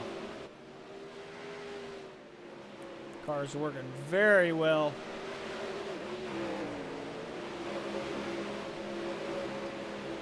Roberts still working on second spot. Elby now has taken control of seventh spot. Now he's working his way around Landis. Trying to, at the very least. Second spot changing hands, and Tiernan now looking for third. Roberts, as Silva fights back, he's on the high side. Tiernan right behind him. A little bit of issue down there on the front stretch for Tiernan. Thought he was going to try to go under Roberts. Those boys going to come off the corner. 3 wide for second. Tiernan making the pass stick. That cushion still has a lot of speed. Roberts through the center. Tiernan holding the outside. Silva not going away on the bottom. This is a very important battle. Doesn't seem as important, but if the caution flag flies, all of a sudden they're right on the back bumper of Mr. Tucker. And behind them, Adam Elby fighting his way into the picture. He started 20th. He's up to 5th right now. He's got his sights set on the 93 of Roberts. Tyson Landis, seeing what Elby's doing up at the top, has moved his way up there. He goes over the cushion into the fence. Gonna have to straighten that deal out. Eden's still right there with Elby. Those teammates fighting their way through the field together. 9 laps left in this race. Tucker is clicking them off quickly. Here comes Elby on the outside, looking to get around Roberts. Drag race down the backstretch. Into turn number 3. Roberts fights back on the bottom. Here comes Edens as well. Elby, not a great run off of turn 4. He stays even with Roberts.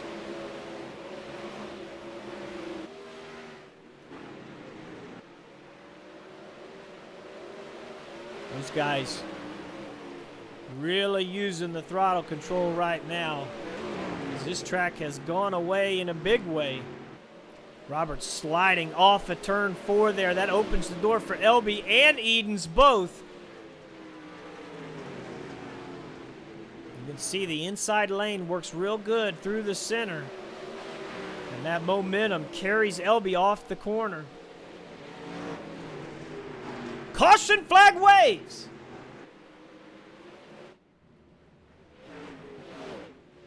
See if we can find out what happened here.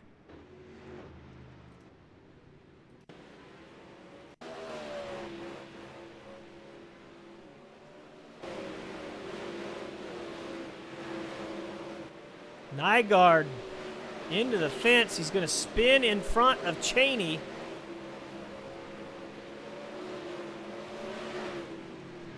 Not a huge incident, but enough to bring out the caution and completely change the complexion of the end of this race.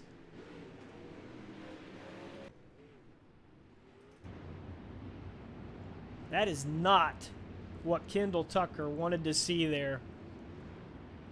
He had built up a big lead, and now it's all gone.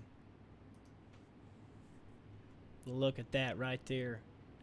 You got 3 drivers making their way from the rear. Adam Elby, James Edens in 5th, and Matthew McKinney in 9th. All of those guys double digits moving forward. But Elby, just a man on a mission. 17 spots he has made to put himself in contention to win this race. Tucker out front, Tiernan second, Silva still third. The caution flag come out. Duvall missed one of the starts of the races. I think it might have been the C main. So he's not in the feature here. Still got another race to go. Don't want anybody to leave here. We're going to get some interviews in this race, and then we'll go with race 2 of the evening.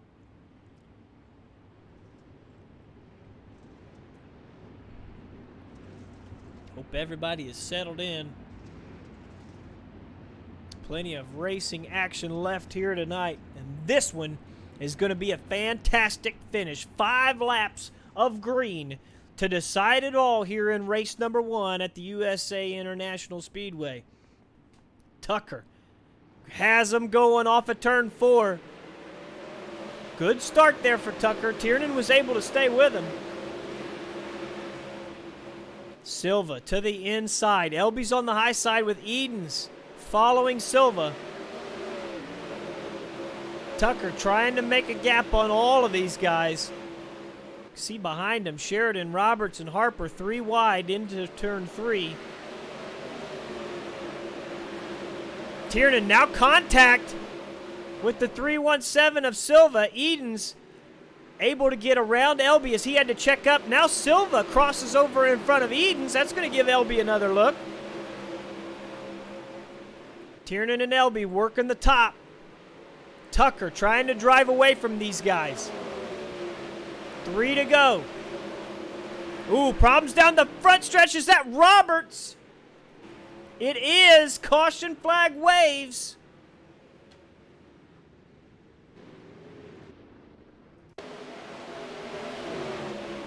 Oh, man, you can see those bumps. That is what bit him there down the front stretch.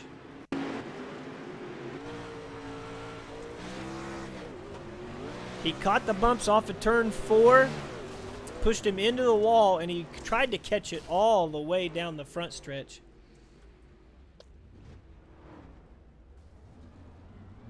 Nygaard catching the end of it as well. Big damage on the 93. He's going to park it. That's going to move our white flag lap to lap 39.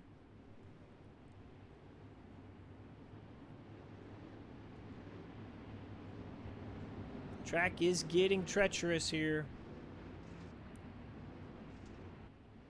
At least one more caution flag lap to do here.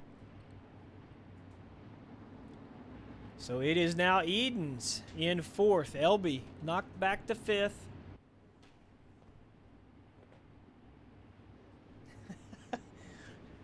Charles Hayes giving Craig no quarter.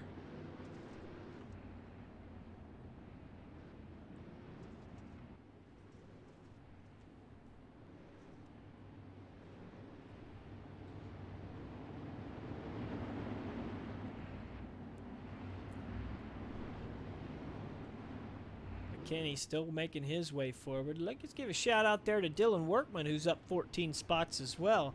Started nearly last in this race. Not nearly. He did start last in this race. He is up to a top 10 finishing position right now if he can hold it.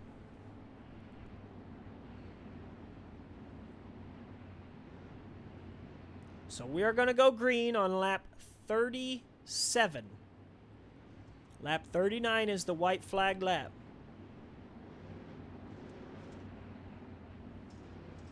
So not quite a green-white checkered. We'll have 3 laps to go here. And remember, if we get a caution on the final lap after the white flag has flown, they will race through it to the finish.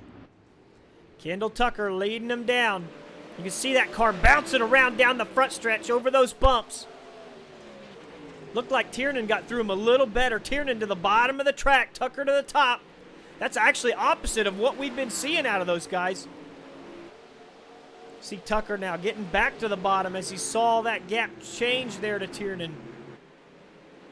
Elby on the high side trying to make his way around Edens.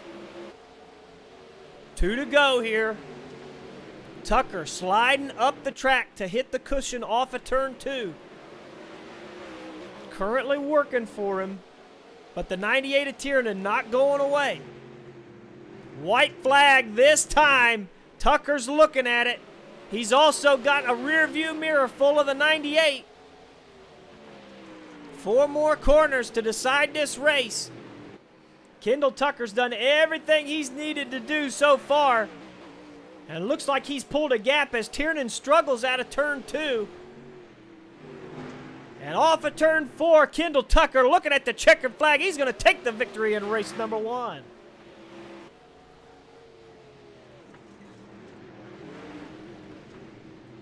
James Eden's the man coming home in second. Tyler Silva in third. I want to back up here because it was absolute. That Tiernan car ran out of fuel. That is a killer. James Tiernan out of fuel off of turn number 2. This is the man who is third place in points here in the Race 1 series. He went from second to 17th in the standings. We talked about it. The bumps and the fuel, big talking points going into this race. And we've seen that it's bit a couple of these drivers here. Ladies and gentlemen, look at this. Swindell Speed Lab party on the front stretch. They're proud of it. And they should be. Kendall Tucker, the winner. Eden second. Silva third. Top 5 sweep, ladies and gentlemen. Let's see who we can get in Discord. I'm going to pull the winner in right there. There he is, Mr. Kendall Tucker. Winner of race 1 here tonight at the USA International Speedway. Kendall, you got out front early and you were able to make a huge gap there. You made it look easy, but I got to imagine you had your hands full there for a little bit with the way that track was. Yeah, the track was definitely pretty aggressive to run. You could run it really as hard as you wanted to, but luckily the guys at Swindell Speed Lab they really got me dialed in tonight, and obviously it showed. It was a Swindell Speed Lab top 5. Yeah, we saw that beautiful photo shoot there on the front stretch. That's got to make you feel really good, man, to know that your team is on it so well. And it doesn't matter if it's late models or sprint cars, anything. This team is running better right now than we've seen in a good long while, and that has to give you confidence. Oh yeah, absolutely. Just all the guys, they do a great job. Just getting these things dialed in, and luckily we have a decent amount of guys that can just get in here and wheel these things around. So I guess sometimes the driver can make the setup guy look good, and sometimes the setup guy can make the driver look good. And I think it was a little bit of both tonight. It is a team effort for sure, but you were the man out there wheeling it. Now let's talk about that final caution there, because I'm sure with that big lead that you had, you didn't want to see any yellows come out. And then at the final one, seemed like James Tiernan was able to get at least close to you before running out of fuel there on the final lap. Tell me what was in your head as you saw that rearview mirror getting a little bigger. Yeah, especially on that last restart right there. He was a little closer off too the first time than I was comfortable with. I was probably the closest anybody had been since the beginning of the race. But I knew part of that was just because of me just not having any momentum off the start right there. So the next lap we got a good run through 1 and 2 and just kind of just pulled away from there. And fortunately for Tiernan, he ran out of fuel right there. But it was a pretty good race. The track was, it was rough, but it seemed racy for the little bit that I was able to make some passes. But obviously it was obviously maneuverable around enough for James and LB and all these guys to get up here. Well, we had a lot of fun watching you. I'm sure you had a lot of fun putting that thing in victory lane. Congratulations on your race 1 win, and good luck here in race number 2. Oh yeah, absolutely. Thanks. And I gotta thank all my guys at Swindell Speed Lab, and gotta thank. Just gotta thank Jew and everybody for getting these setups dialed in, and gotta thank CBD Organics, Bell Helmets, gotta thank Superman Graphics, Jim Emery, Jeff Brown with iRace and iFlag, and just everybody that plays a part. It means a lot. There you have it, your race winner, Kendall Tucker. Let's talk to James Edens here, the man who came home in second place. James, you had to make a real charge through the field there. Looked like you were doing a tandem with Adam Elby, who was coming from the B main as well. You guys clearly were able to be, I don't want to say aggressive, but definitely had it dialed in to where you could make passes basically wherever you wanted. Yeah, man, the car was really good. I could make passes on the top or the bottom, or even right through the middle. Just basically anywhere they weren't running, I could go and get enough to get around them. So it was definitely fun. What was your preferred line? We saw you there on the bottom. You talk about having to go to where everybody wasn't, but it seemed like the bottom was where you were making most of your waves. The top seemed to get pretty thin and maybe even a little dangerous there through the center of the race, but there was a lot of speed there. But you seemed to have that bottom dialed in to where you had the speed there. Yeah, that's just where I'm most comfortable. I definitely set myself up to be on the bottom, more than I did the top. You just had to be patient though and pick them off one at a time. And LB was making the top work, so I had to get up there and follow him a little bit through. And I was just glad we could do it. Now, when you're running the bottom here, does that give you the added boost of not having to worry about those bumps that develop off the corners down the front stretch and back stretch as well? You still catch a little bit of that, but does that allow you to stay out of the problem areas where everybody else starts making mistakes? Yeah, for sure. The bottom is definitely the smoother of the two. I think it was hurting LB a few times. He'd get a big run and then he'd start bouncing around and he'd lose it all back down the straightaway. And it was just one of those things. That's kind of why I was stuck with the bottom, because I know the bumps are pretty rough up there. Well, there you have it from the second place man, James Edens. James, good luck in race number 2, and for God's sakes, put a qualifying lap in. Yeah, we missed qualifying again. I had to run to the bathroom, and the time was up. So, it's a DOB race. We know we're going to see great racing action, and James Edens missed qualifying. That's just what happens. So good luck in race number 2. Let's talk to Mr. Tyler Silva. Started second, ended up third in this race. Tyler, you were back and forth there a little bit, but you fought hard, and in the end, you were able to earn a podium finish. How does it feel? Yeah, that was a really fun race there with Tiernan and Chris there for about, I don't know how long we were side by side, probably about 5 laps or so. And then, I don't know, Tiernan, I think, ran out of fuel that last lap and just barely let James snooker by me there off of 4, or else I feel like I could have had second.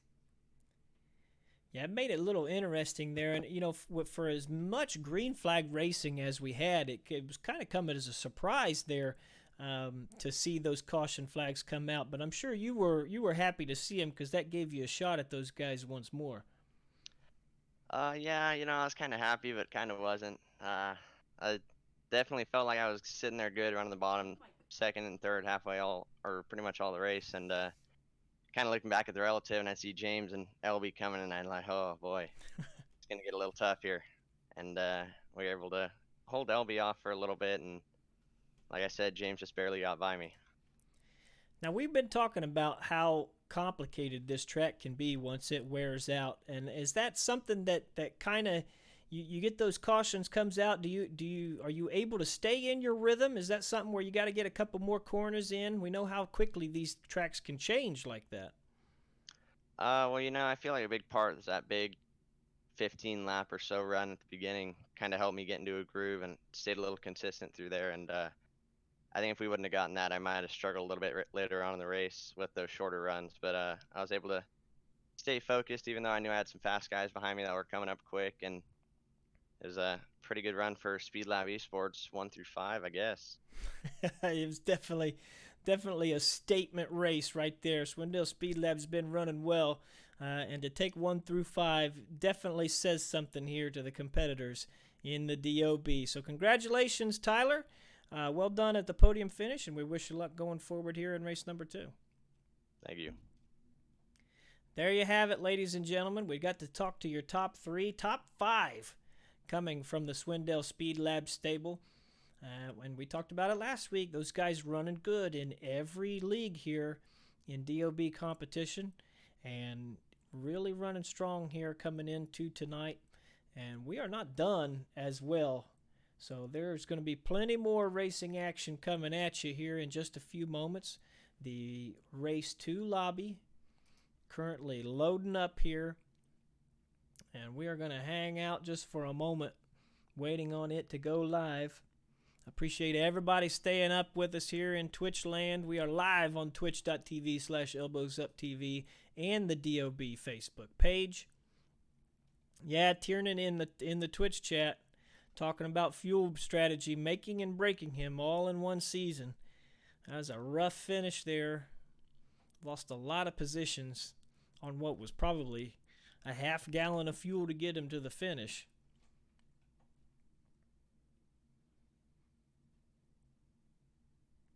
We got another 30-lap race coming at you momentarily. I'm going to have to refill my glass here. Get that voice in tip-top shape here for race number 2.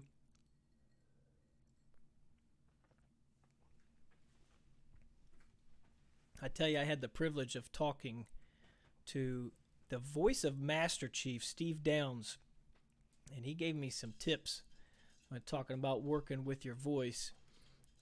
He recommended throat coat tea, which I recommend highly. You can brew that up, put some honey in there. Really good for you. And also room temperature water was another thing. And let me tell you, when Master Chief tells you something, you listen.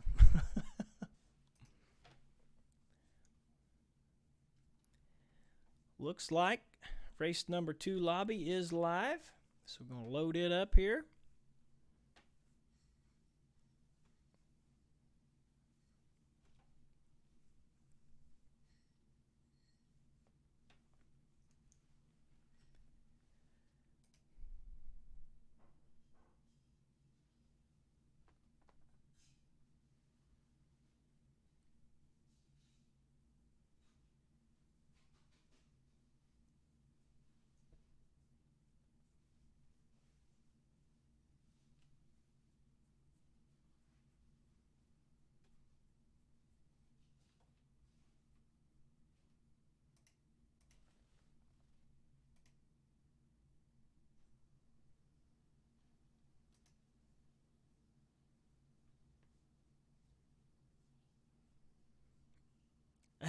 Well, Johnny Gibson, he is a god. That's how he does it. At least a demigod. There is no denying that man is the best in... You say best in the business, but I think he's the best in any business.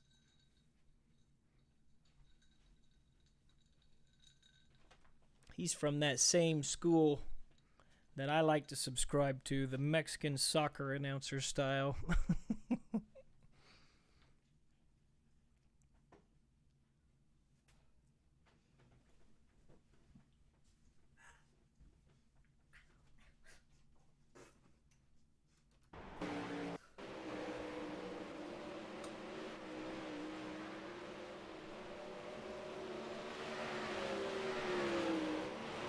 Race 2 lobby. Loaded up. 5 minutes left in hot laps here.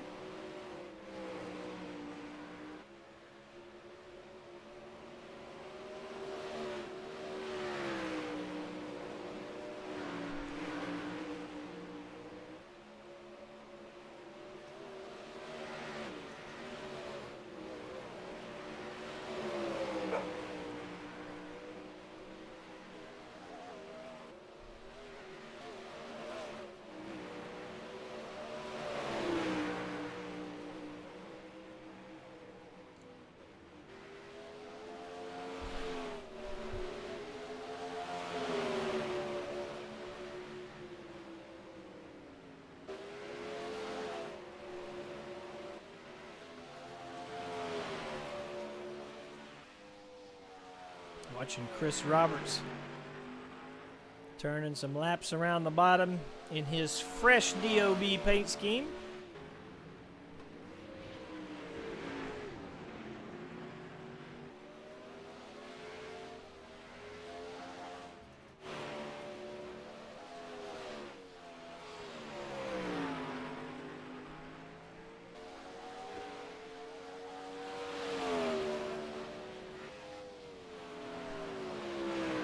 Wallenfels was the man who was fastest in warm-up for race number 1.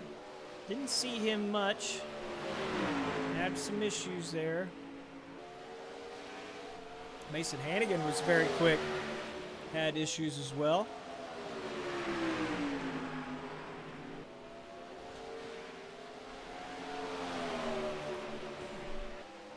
10:30 now.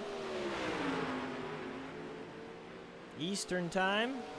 Getting ready for race number 2. Appreciate everybody staying up with us, hanging out in Twitch chat and the Facebook chat. Give us a shout out here. Where are you coming from? I'm an Indiana boy myself, just south of Richmond.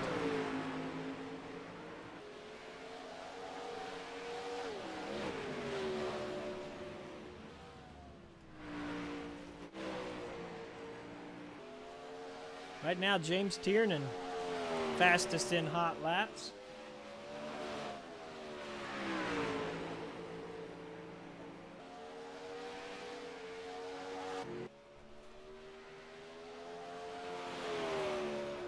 Alexander Balducci, currently second. Third place right now is Jeremy Zarfos.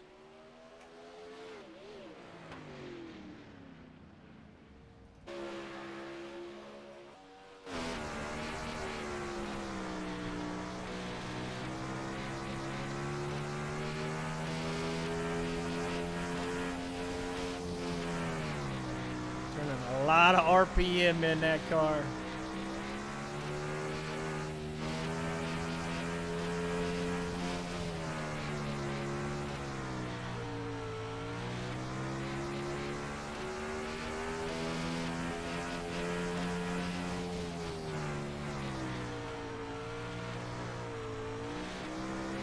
Like Weston Newell making his way into race number 2 here.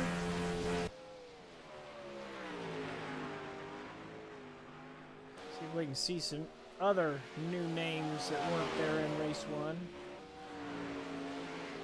Stephen Hill.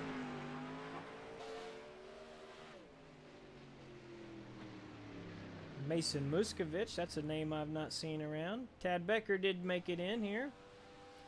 Ah, there's one right there. The defending World of Outlaws iRacing champion, Alex Bergeron, making his way into race number 2. He's not turned a practice lap as of yet. Tim Nichols hopping in race 2. Tim Sims once again in.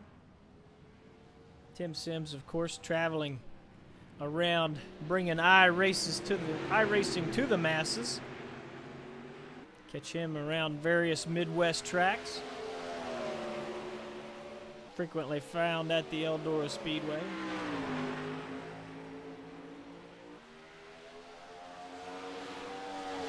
Brennan Lacey.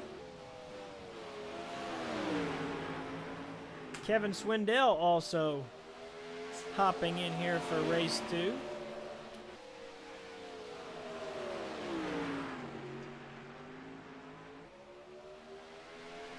Ryan Pace, Dustin Sargent.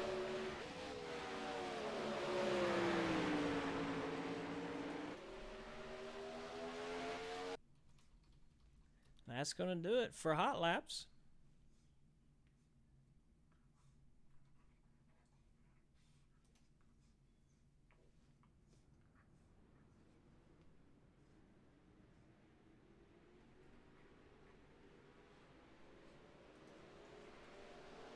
So we are ready for qualifications.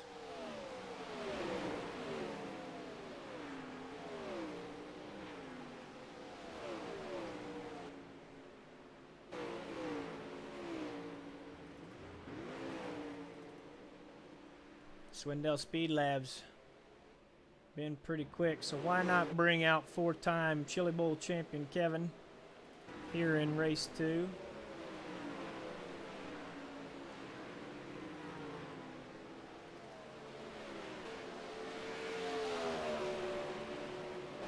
Early laps are in. Colton Hardy goes to provisional P1 before Stephen Hill knocks him off. Chris Roberts P4. Billy Rowley goes P7. Ernie Williams P8. There is Swindell. He's taking the green on his qualifying lap. Brett Strickler goes P1 in the 38.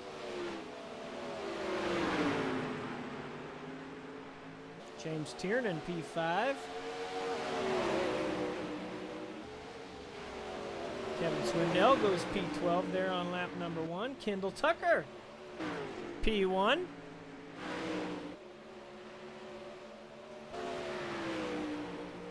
Alex Bergeron on track now, working that inside lane. Did not get through there the way he would like. He's going to sit 41st, not getting a lap in.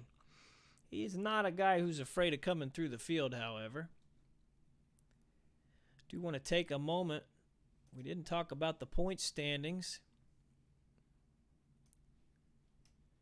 These are your point standings for the Race 2 360 Series. James Tiernan, your points leader. Peyton Grease and Dustin Griffiths, second and third. Chris Roberts and Kevin Hanley rounding out your top 5. Tiernan the only one with a race win there. That wild race that we saw at Knoxville.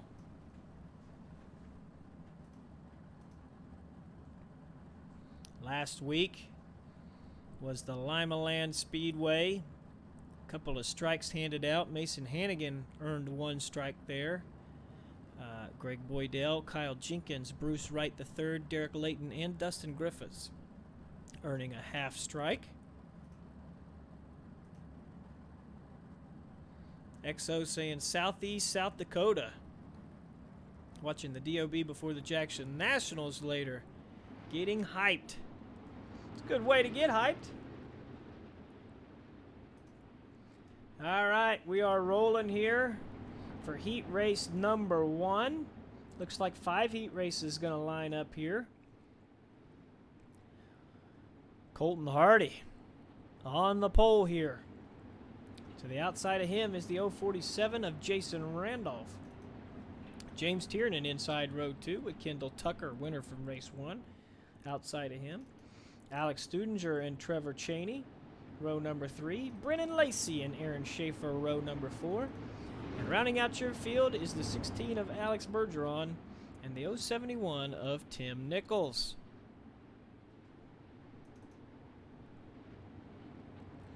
Ten laps the distance. Top 4 will advance to tonight's A main.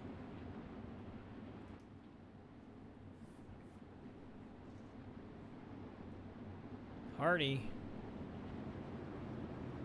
one of the few Swindell Speed Labs drivers that had trouble there in race 1. Now he's got a shot here by qualifying 20th. He earns the first place starting spot in heat race number 1.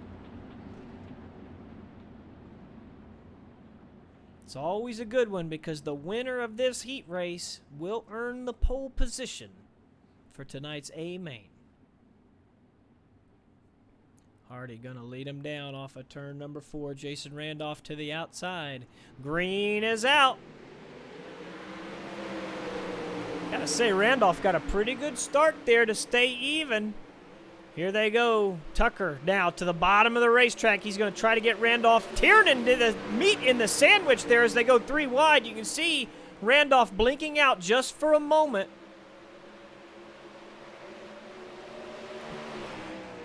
I'm going to zoom in on this battle here. Tiernan to the inside of Tucker is going to slide to the top of the racetrack. He makes that pass stick, but Tucker, with a little bit of room out there, is going to try to charge back. Studinger right now, the guy on the move. He's getting around Cheney there in the 99. Sets his sights on the 047 of Randolph for the transfer spot. Tucker now to the inside of Tiernan. Makes a little bit of contact. Those guys all good. We continue on. Here comes Studinger. He's got a run on Randolph. Going to be patient so far. You can see Bergeron throwing a slider in there, making his way in behind Cheney. We are watching the transfer battle right now. Here comes Studinger. He's going to make that pass stick. Randolph to the inside, going to try to battle back. He's going to make it work so far. Studinger with a big run, going to try to get around him on the high side. He knows that 16 car is coming behind him. They don't have much time. Cheney holding off Bergeron right now. Laps are winding down and things are getting more serious. Right now, Tucker just got around James Tiernan for second. He sets his sights on Colton Hardy, who still leads this race. Randolph currently in the final transfer spot, but he's got two guys breathing down his neck. Here comes Bergeron to the inside. He's going to slide both of them. They're going to come 3 wide off of turn 4. Studinger thinking better of it. Bergeron on the high side trying to make his way into the A main. Dives down off turn number 2, gets the pass around Studinger, and now with a slide job going to try to take the transfer spot away from Randolph. Randolph battling back, only able to pull even with him down into turn 1. He's going to slide up in front. Bergeron's got to make sure not to take the nose of Studinger. He doesn't. 2 laps left in this race. Bergeron has control of the final transfer battle. Let's go up front because Colton Hardy is trying to hold off his teammate, Kendall Tucker, for the race win. Very important here. The winner of this race will start P1, and the man who finishes second will start P6. Big difference right there. Kendall Tucker looking to take away the lead from Colton Hardy. Hardy on the high side. Tucker sliding up. Final lap here. 2 more corners to go. Big slide job from Tucker. Unable to get to the inside of Hardy. Hardy's going to win. Tucker second. Tiernan third. And 4th place goes to the champ, Alex Bergeron. 5th place lands with Trevor Cheney. Problems for Jason Randolph there at late going. He's going to drop to 9th. That's unfortunate. Brennan Lacey as well, finishing 6th. He and Trevor Cheney will go to the B main here tonight.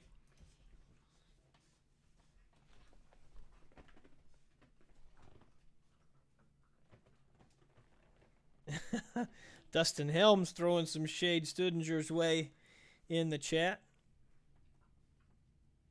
Okay, Nichols is in the other one, so he's not in his car. We'll keep track of that as well. That's a good start to race number 2 here. Heat race 1, quite fantastic.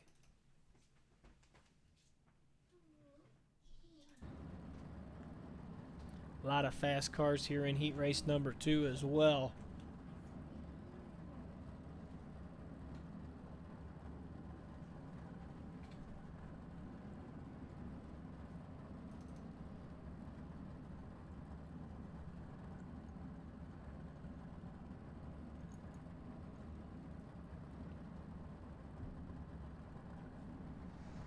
Heat race number 2 now rolling on track. On the pole in the Black Diamond machine, it is Ernie Williams Jr. And to the outside of him, 4-time Chili Bowl champion and the owner of the team that swept the first 5 spots in race number 1 tonight, it is Kevin Swindell. Inside row number 2, it's the 79 of Billy Rowley. And to the outside of him, Brett Strickler in the Team Blaney Sim team. Weston Newell, another Team SETI driver, makes the inside of row number 3 with Dustin Sargent in the 246 to his outside. Skylar Castor in the 17 and Nicholas Cheever in the 011 row number 4. And rounding out your field, it is Blake Cannon. Watch that Swindell Speed Labs machine from the rear. We've got one out front as well.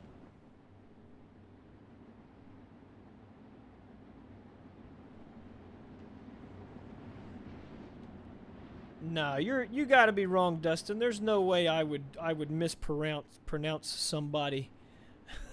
I get all names correct. Stodinger. Alex Stodinger.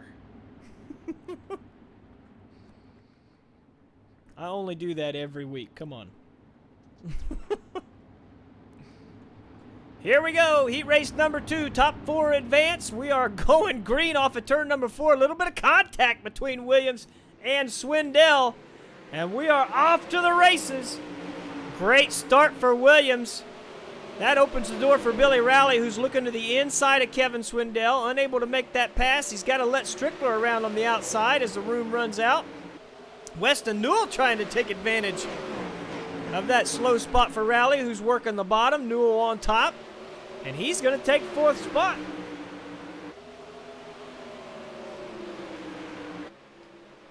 Get a wider view here as we watch the battle for second.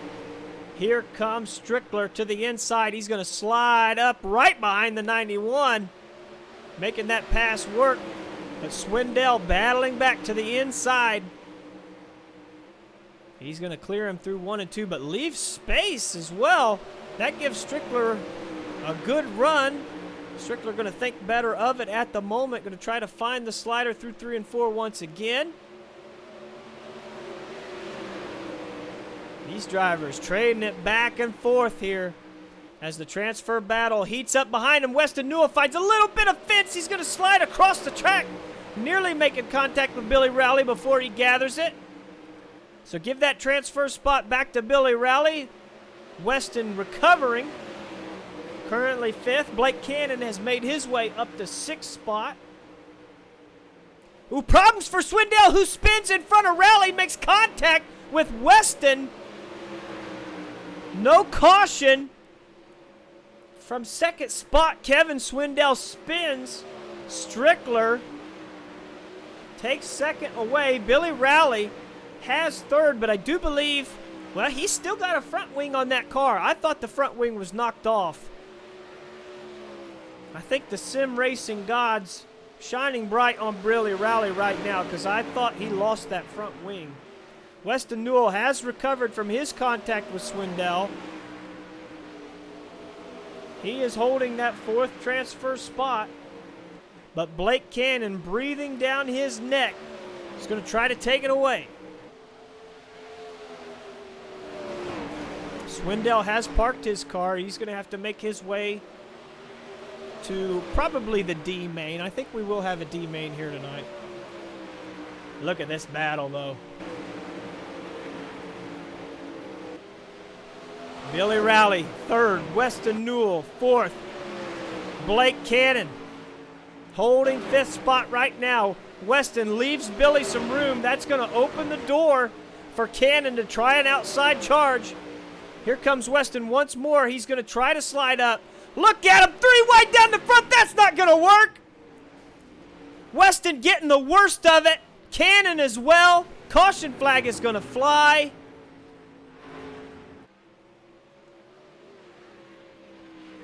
Let's back this up. You can see here Cannon on the high side. Weston slides up the track. Billy goes to the outside, and I think those cars battling just slowed up so much that Cannon found himself in between those cars before he really wanted to. I want to back it up. Let's watch the cockpit view here. Coming off of turn 4. He gets side by side with Weston, working the cushion. He's got the momentum. You see both of those cars slowing up in front of him. And that is the end of the race as well. I really wanted to see. I didn't hear any lifting from Blake Cannon. But that race finished just like that. Billy Rowley did transfer.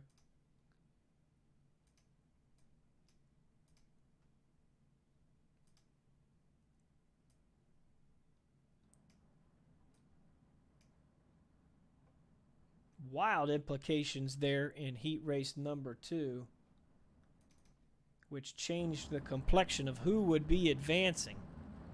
I'm actually not sure who finished 4th. I know you guys had the ticker up top. I was trying to pay attention to the replay and missed it. But I do believe Mr. Rowley came home 3rd. And I don't think Cannon or Newell made it. So we'll see more of them later. Front row of heat race number 3 in the 317. He finished 3rd. in race number 1 here tonight. It is the Swindell Speed Lab driver, Tyler Silva. And to his outside in the Wicked Energy Gum machine, it is the 15 of Michael Sheridan. Brett Wheeler, inside row number 2 in the UDTV machine. And as outside, it's the 22 of Jason Nygaard. John Lepresto, inside row number 3, with Dylan Workman in the 75 to his outside. Mason Muscovich in the 48 to the inside of Brian Johnson in the 121. And rounding out your field, it is the 57 of Anthony Lepresto.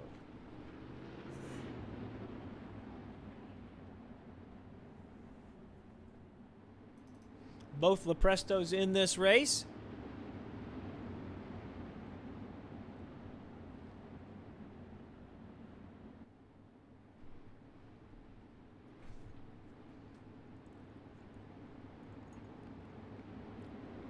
One driver running those blue Napa colors that we're used to seeing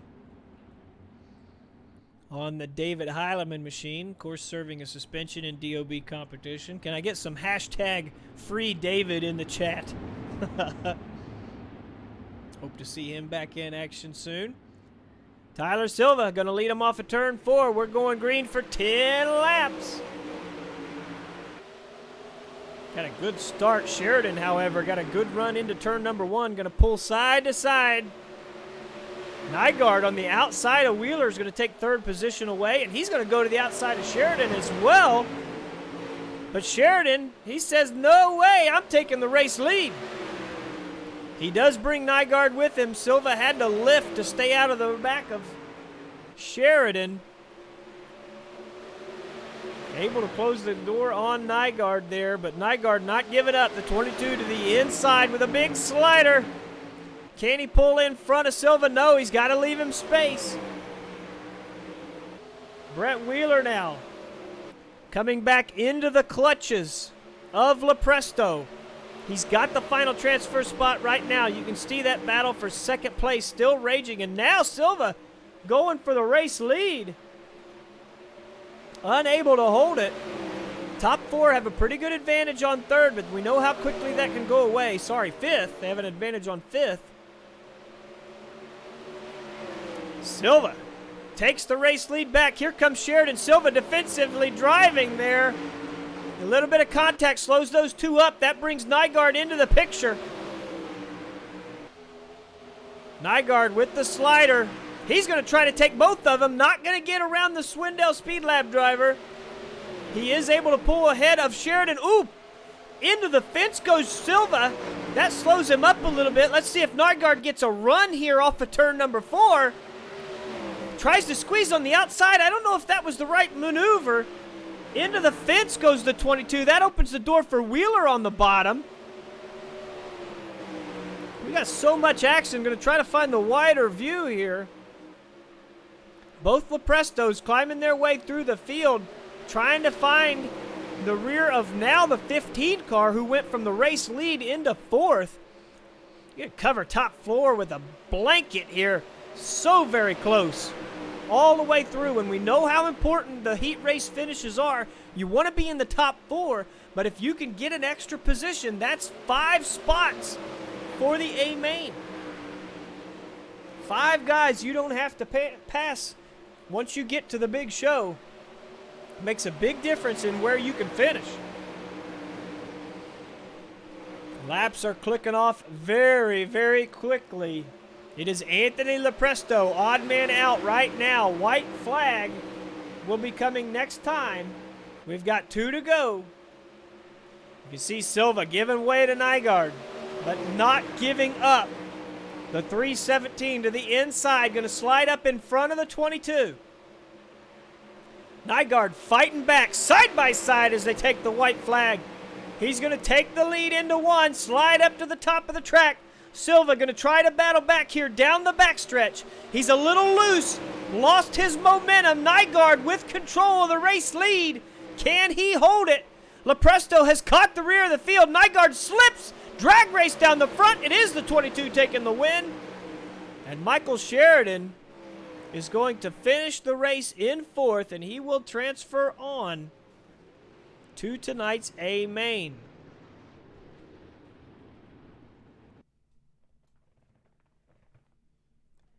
Appreciate that, Tim. Trying to have a little fun here tonight. It's always fun when we get the privilege of watching these DOB races.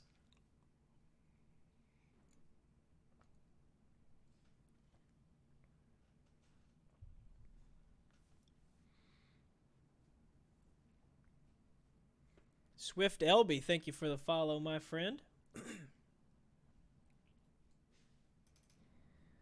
Getting ready for heat race number 4, and we are already rolling. Let's take a look here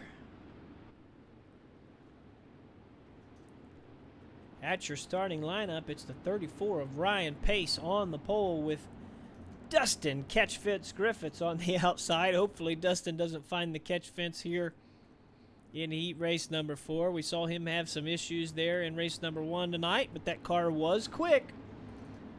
Inside of row number 2, in the Blaney Sim Team machine, it is the 19 of Jeremy Zarfos. Let me tell you, that is a really awesome looking car. Alzheimer's awareness on that machine. I really like the look of that car. Stephen Hill in the 127 to his outside.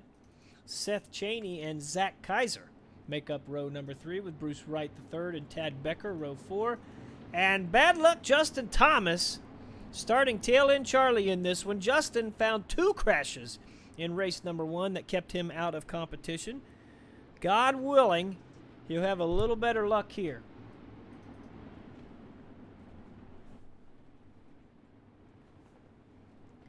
Tim Nichols talking about a prize package for tonight's top point guy after both races from Tim Sims and sponsors. Sounds fantastic to me. We'll have to talk to Mr. Roberts, see what we can figure out there. Appreciate the support. Glad you're out here participating. Jim Workman talking about the hard charger as well. Ryan Pace going to lead him down. 10 laps here. Top 4 going to advance. Really good start for Dustin Griffiths there. He's able to stay level. He's going to have Jeremy Zarfos climbing to the inside. But he holds firm off of turn number 2. Pace on the high side. Griffiths unable to move down the track because of Zarfos being there. Still unable to clear Zarfos. That Blaney machine working pretty good there on the bottom. Now Griffiths able to get around. He's going to have to make a move here. Pace moves to the center of the track. Griffiths to the high side.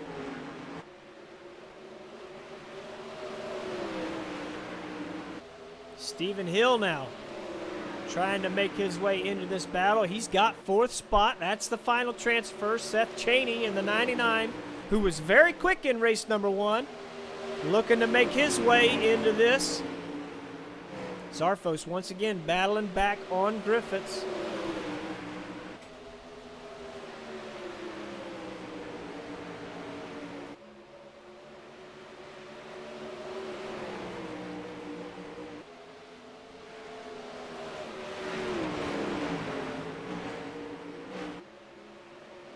Here we go with the battle for the transfer spot. Seth Cheney has caught the 127 of Stephen Hill. Trying to work a lane off the top.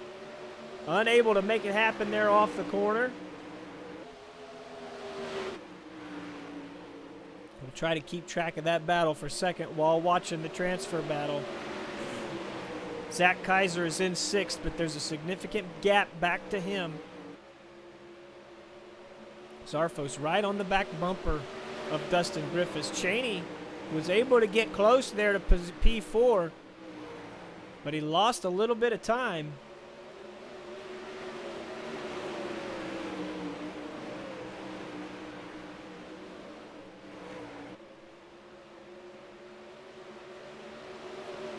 Nose to tail right now. Ryan Pace out front doing quite well.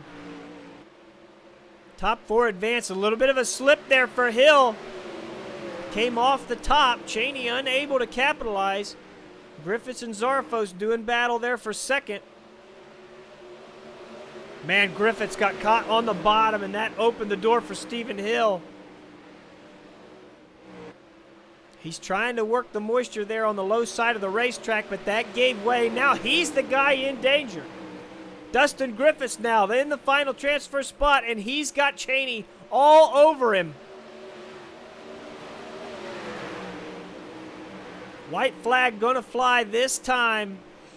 Oh, problems for Hill in the fence and upside down. That gives Cheney the final transfer spot, and the caution flag waves.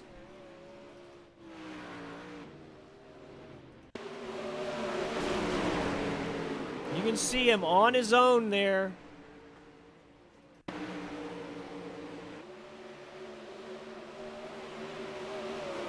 Make his way into turn 3. That car just not rotating the way he wanted. Caught it once, which shoved his right front into the wall. And that is it. That means Ryan Pace, your race winner. Jeremy Zarfos comes home in second. Dustin Griffiths third. And Seth Cheney, recipient of that final transfer spot, finishes fourth.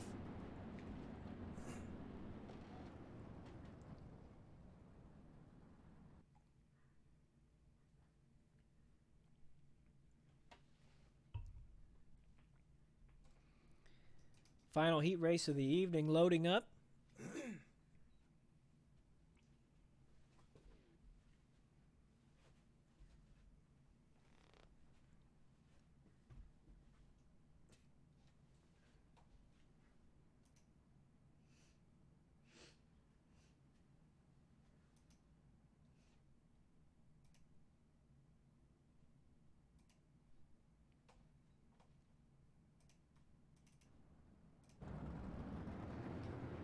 We are rolling.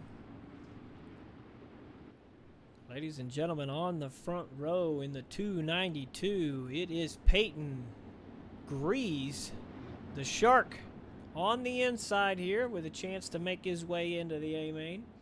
And to the outside of the Shark, it is Tropical Storm Mason Hannigan in the 22. Alexander Balducci inside row number 2 in the 88, and to his outside it's Chris Roberts in the 93. Sean Wallenfels in the 42 Black Diamond Machine inside row number 3. Kyle Jenkins to his outside. Tim Sims number 2 running the 31 right now, offering up a couple prize packages for some drivers here tonight. I bet those are prize packages you want to win for sure. Nathan Kropaszewski to the outside of him in the Hooters machine. And rounding out your field in the 5, it is Rusty Kruger. Rusty was quick in race 1, found some trouble, was unable to recover. But we'll see what he's got here in heat race number 5.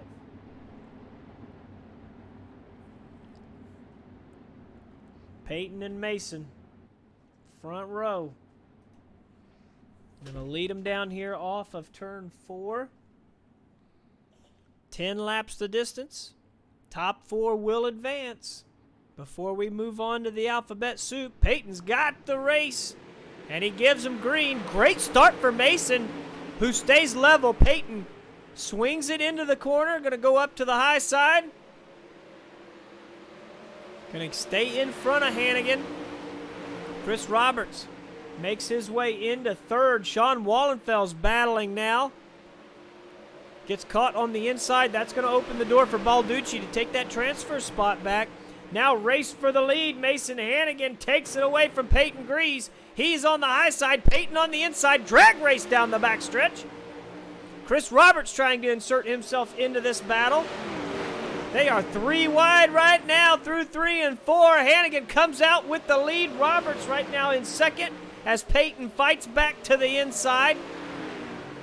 Roberts being held up there just a little bit by Hannigan. That leaves the door open for Peyton, who might take a look here at the race lead. Hannigan sees him coming, goes to the bottom of the racetrack to protect. But Roberts now has the momentum around the outside. He's going to get that second spot and set his sights on the 22 of Hannigan. That 93 looking really racy through the center of 1 and 2 right there. He's eating Hannigan up quite handily. To the high side he goes. Looks like we had some problems there. Caution flag flies. I was a little worried about Wallenfels, who dropped back, but he is not the reason for the caution.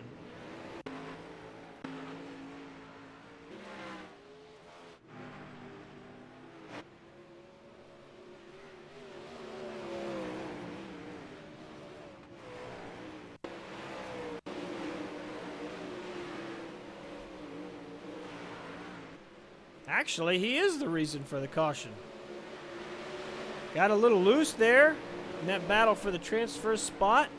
Ends up making contact with Rusty Kruger, who actually brings out the yellow. See what happens here. If any of these guys have to claim the yellow and go to the rear of the field. Meanwhile, we will reset. Mason Hannigan, your race leader. Chris Roberts currently in second. Peyton Grease from the pole is back to third, but still in transfer spot. Alexander Balducci right now has it. Tim Sims, number 2, sitting in 5th, up 2 spots and ready to battle for that final transfer spot to make it to the A main. Wallenfels down but not out. See Mason playing with a wing change there. Moved the adjuster back, and then I think he moved it back forward. He's trying to decide what he should do here. I do believe Roberts is a little quicker at the moment. Weston wishing drivers luck here. I hope he's not done for the evening.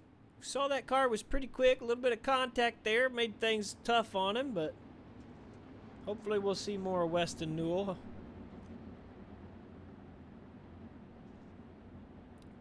We're going to go green this time by with 3 laps of green flag action left in heat race number 5. Mason Hannigan, your race leader. Chris Roberts in second. Let's see what kind of a start Chris can get here. Real good start for Mason. He's going to make a big gap. Roberts a little struggling. That gives Grease a look on the inside. Peyton stays to the bottom. That doesn't work out for him. We're going to look back here for the transfer spot. Tim Sims battling with Wallenfels, trying to get to Balducci. Here comes Kruger with the slide job. Not going to work for Kruger. Now Wallenfels to the inside of Kruger. He's going to make a slider. Oh, it's a little too far. It works. He gets around Tim Sims. I thought he was going to make contact with Balducci. He did not. So Wallenfels still in this thing. Kruger with the big slider, and Wallenfels slides through the center of those 2 cars. Balducci holds the final transfer spot. Out front, it's Mason Hannigan. Chris Roberts battling with Peyton Grease. And Balducci now with Wallenfels all over his rear. Wallenfels has got to run. He's going to go to the high side. Balducci to the inside. Checkered flag is going to wave off of turn number 4. Who's going to get the final transfer spot? It's Balducci.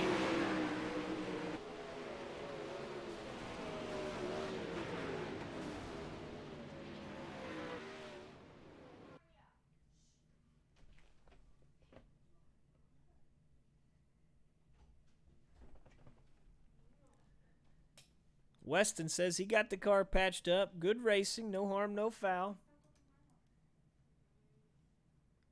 He does have to start here in the C main, but he's going to get the best starting spot of them all. P1 here for Weston.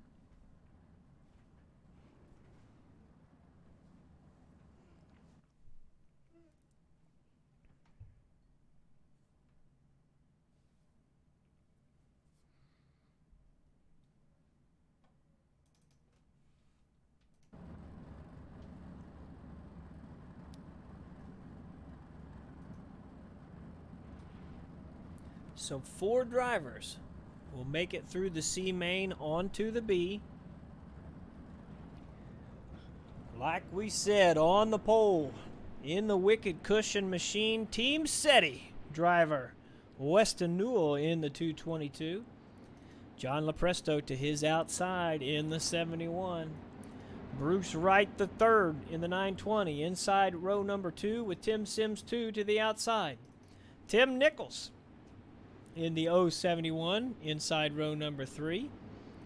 And Blake Cannon to the outside in the 44. Brian Johnson and Stephen Hill, row number 4, with Kyle Jenkins and Jason Randolph, row 5. Kevin Swindell, after trouble in the heat race, finds himself starting in 11th in the C main, and Mason Muskovich to his outside. Tad Becker and Nathan Kropaszewski in row number 7. And rounding out your field, it is Alex Stodinger. Stodinger. Not Studinger. Stodinger. That's what I was saying all along. TTR love in the chat.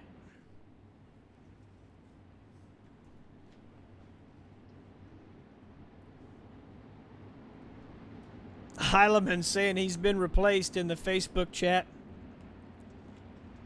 David, we've got hashtag free David rolling around in the chat here. we're working for you, buddy. Here we go with the C main. Weston Newell going to lead him down. Great start for Weston. He's got a big jump on Lepresto. Tim Sims on the outside. Bruce Wright the third on the inside. We've got a conglomeration coming off of turn 2. That's Blake Cannon who came out with third place as the caution flag flies.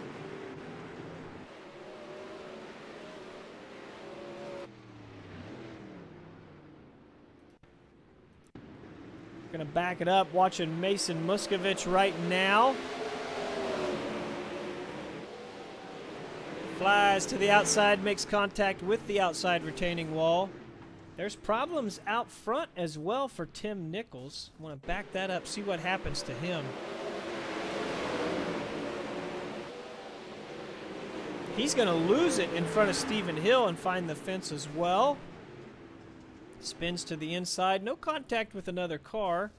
That's pretty solid contact with the inside wall, though. Don't think he wanted to do that. So we're going to reset here. Blake Cannon in third. He's made 3 spots off of that first 2 corners. Stephen Hill and Randolph making their way forward. Only taking 4 here and only 10 laps. So these caution flags really causing some problems.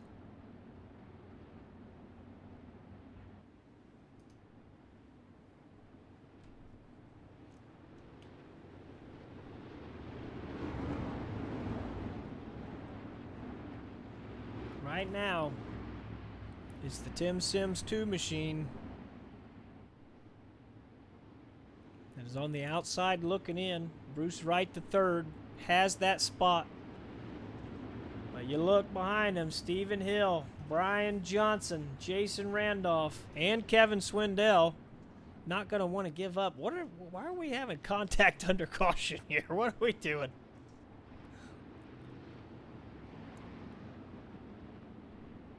I can hear some cuss words being thrown around already. This guy's having trouble under yellow. But nonetheless, we're going to go green flag this time, working lap 5. C main. Back underway, coming off of turn number 4. Weston Newell has control of the field. Everybody pretty spread out right now. Good start for Weston. Gonna hone in on that transfer battle where they are 3 wide right now. Tim Sims comes down the track, makes contact with Stephen Hill, who runs into Kevin Swindell. I think everybody got away with that.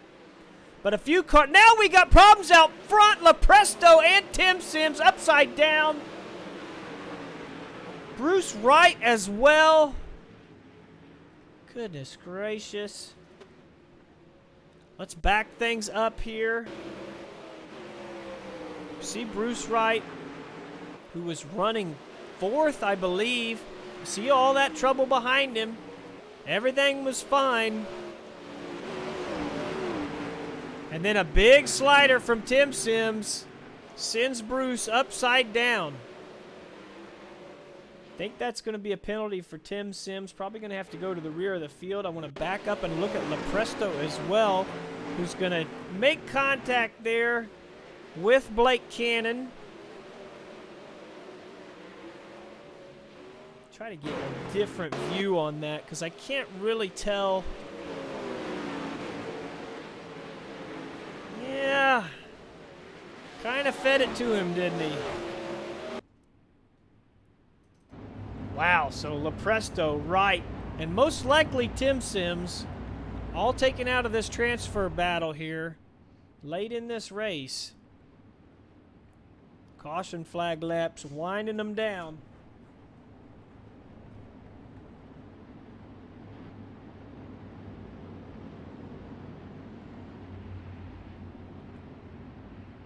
See if the lights go off on the pace truck here. Should get one green flag lap left in this race. 4th place right now belongs to Kevin Swindell, up 7 spots. Randolph in as well. Tim Sims is the man in 5th.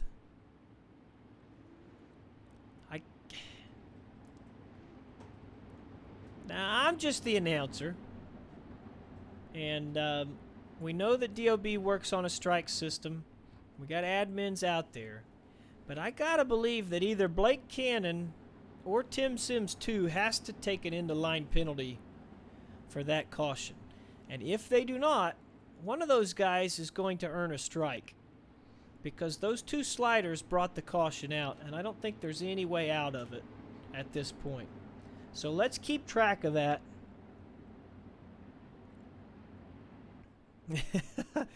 David lamenting the fact that the Napa car went upside down, victim of a slam lab once again. So that inter-team rivalry, not inter-team, but team rivalry between those two continues. Weston giving him green here. White flag in the air. We're watching Blake Cannon on the high side with a challenge from Randolph. Behind him, it's Tim Sims and Stephen Hill fighting it out. But that's not for a transfer spot because Kevin Swindell is around Randolph. Now Randolph contact with Swindell. No! That's going to change everything. Randolph losing the transfer, coming off of turn 4, and coming home 4th will be the 127 of Stephen Hill. Really unfortunate there. Randolph run a good race and just made contact with Swindell there off of 4, and it took him out of the running.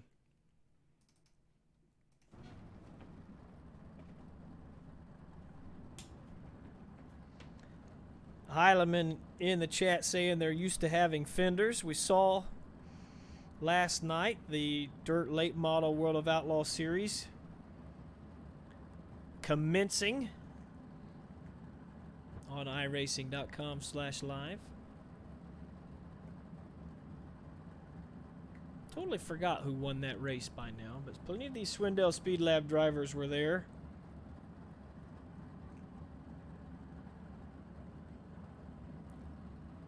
Waiting on Dustin Sargent to load into the lobby here. B main on track. Sargent, the race is going to happen without him.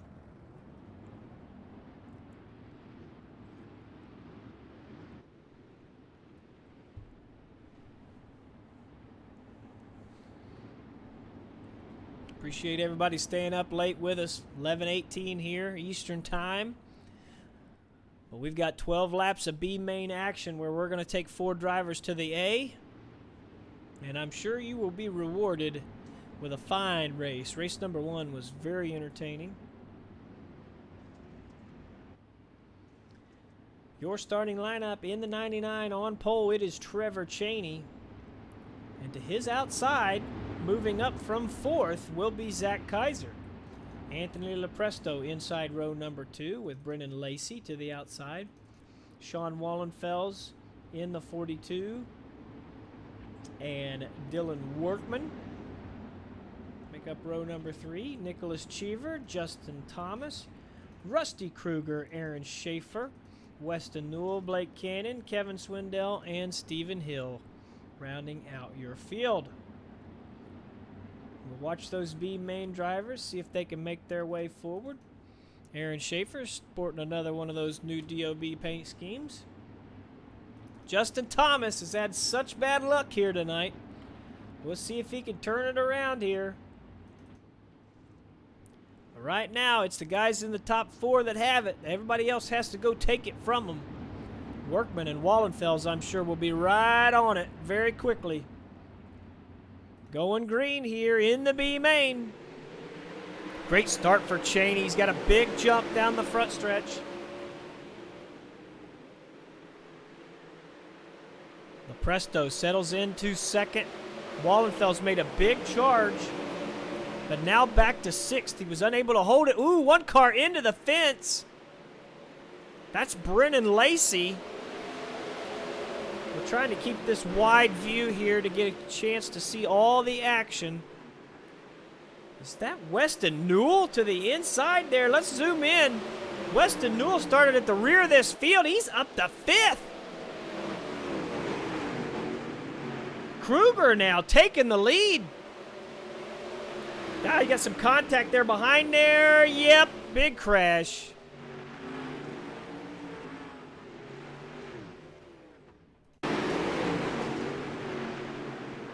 See Wallenfels battling with Kaiser. Those two make contact, sending him into Swindell, who gets away with it, whereas the 75 of Dylan Workman does not. See Workman come off the corner. Trouble starts. Yep.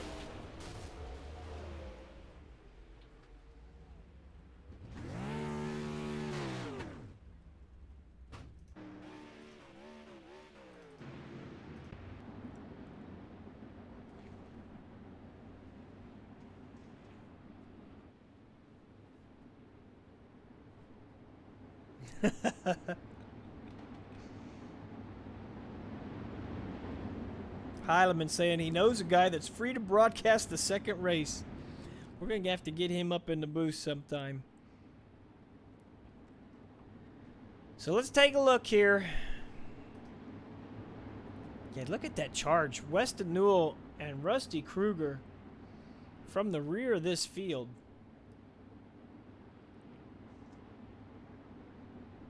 Absolute fantastic moves there. 6th place belongs to Zach Kaiser. Blake Cannon is up 6 spots.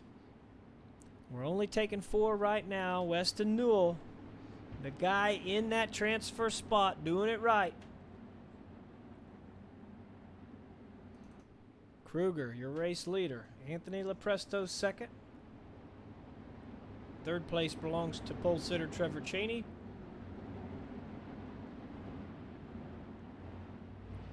Weston Newell has to do battle with Zach Kaiser and Kevin Swindell to try and find his way into the A main.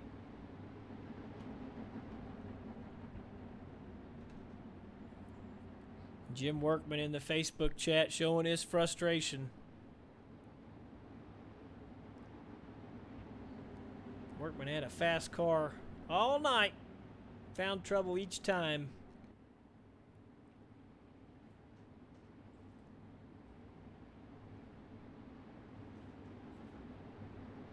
So Rusty Kruger is going to lead him down. Going to be working lap 7 as we go back to green. Only 12 laps the distance in this race.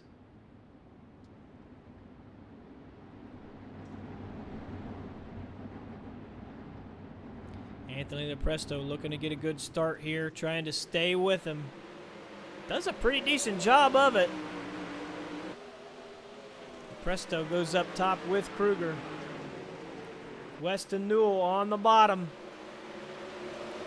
Cheney holding 3rd, but here comes the 222.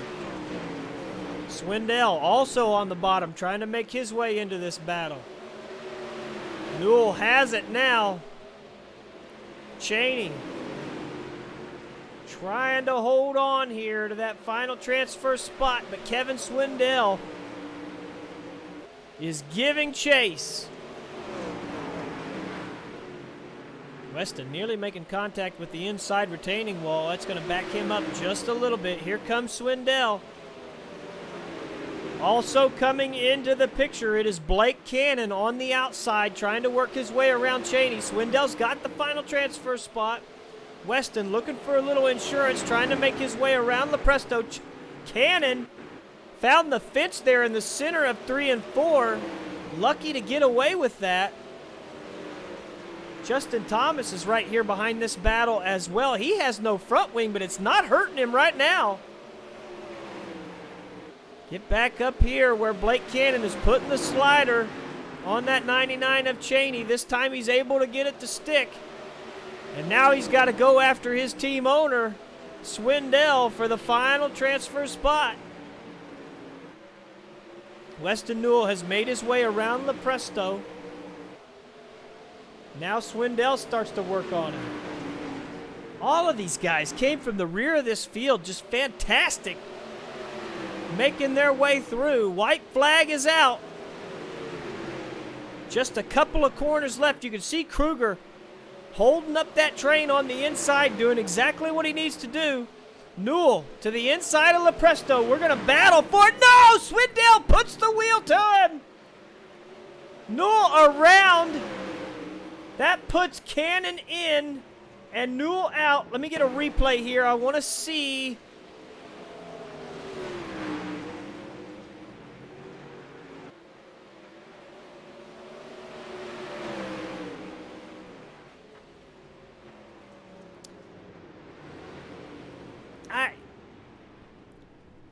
I don't think that Kevin Swindell meant to do that.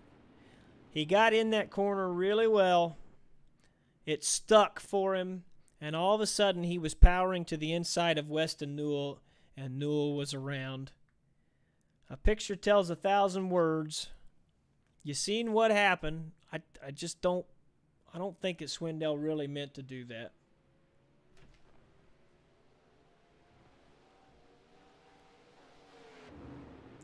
Two-minute warm-up on the track.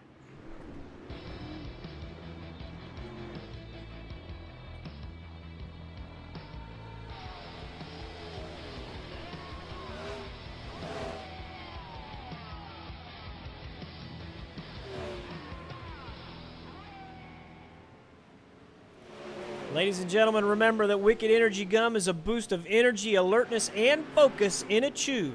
Only takes about 5 to 10 minutes to take effect and is a cheaper and healthier alternative to energy drinks and shots that fill you with calories and sugars. Wicked Energy Gum is made in the USA, and the best part of it all, my favorite, is that for every pack you buy, they make a donation to the Cognitive Warriors Foundation, who focuses on improving access to quality health care for active and former U.S. military men and women who suffer from depression and PTSD. Just go to wickedenergygum.com, use code DOBRL for 10% off your order and free shipping on race day. Urge everybody to support Wicked Energy Gum and Wicked Cushion, who make these broadcasts possible. That is the best way to do it right there.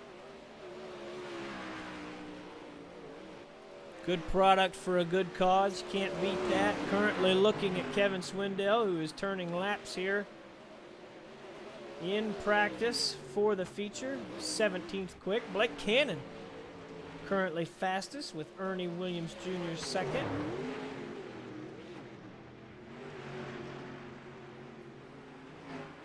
Unable to see who is third. Now Ernie to third. Brett Strickler second. Jason Nygaard in fifth as the warm-up ends.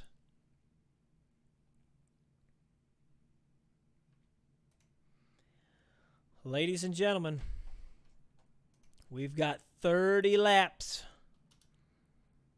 of DOB racing action. The Race 2 Championship ready to get underway once again. Let me remind you, James Tiernan The Elbows Up Sim Sport driver currently leading points here in the race number 2 championship. Peyton Grease and Dustin Griffith, second and third. Chris Roberts and Kevin Hanley rounding out your top 5. Dylan Workman also tied with Kevin Hanley for 5th, but we saw Workman in that crash in the B main.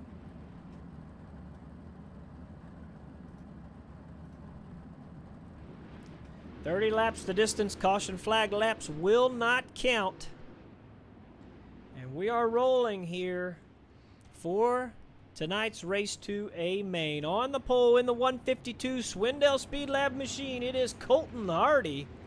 And to his outside in the Black Diamond 91, it's Ernie Williams Jr. Jason Nygaard in the 22 inside row number 2 with Ryan Pace in the 34 to his outside. Mason Hannigan in the 022 inside row number 3 with Kendall Tucker to the outside, winner of race number 1 here tonight.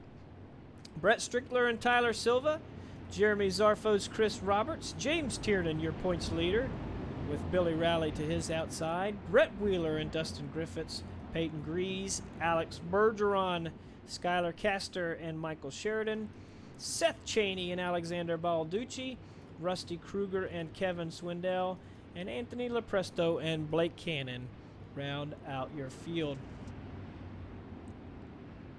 Keep an eye on that 16 car. We'll be trying to make his way forward. Current World of Outlaw iRacing champion. Bergeron, known for his slick track prowess here in DOB competition. A lot of wins last season. But right now, he's got a lot of work to do. Colton Hardy is the man on the pole, leading him down here off of turn number 4. We're going green for 30 laps. Here we go. Big problems already. Bergeron, and is that Brett Wheeler making contact down the front stretch? Also, we got another crash. That looks like Zarfos in turn 1. Caution is out. Let's back things up.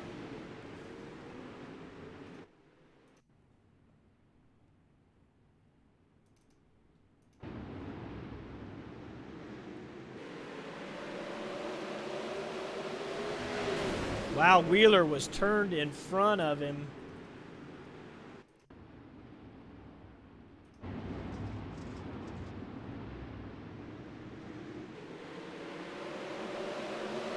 Contact with Rowley pushed him up the track.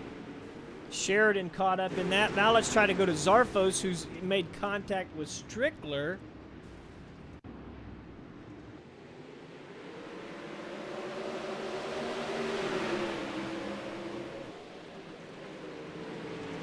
Turned Strickler sideways. Peyton Grease finding his way into that. Zarfos having to come to a stop. Going to lose a lot of positions there. So, lap number 1 has some pretty serious implications. Alex Bergeron, the man we were going to watch from the center of the field, is out. Brett Wheeler is out. Billy Rowley has claimed that caution and moved his way back to 21st. Seth Cheney also out of this race. Zarfos as well, taking an end-of-line penalty, unless he just absolutely lost that many positions himself.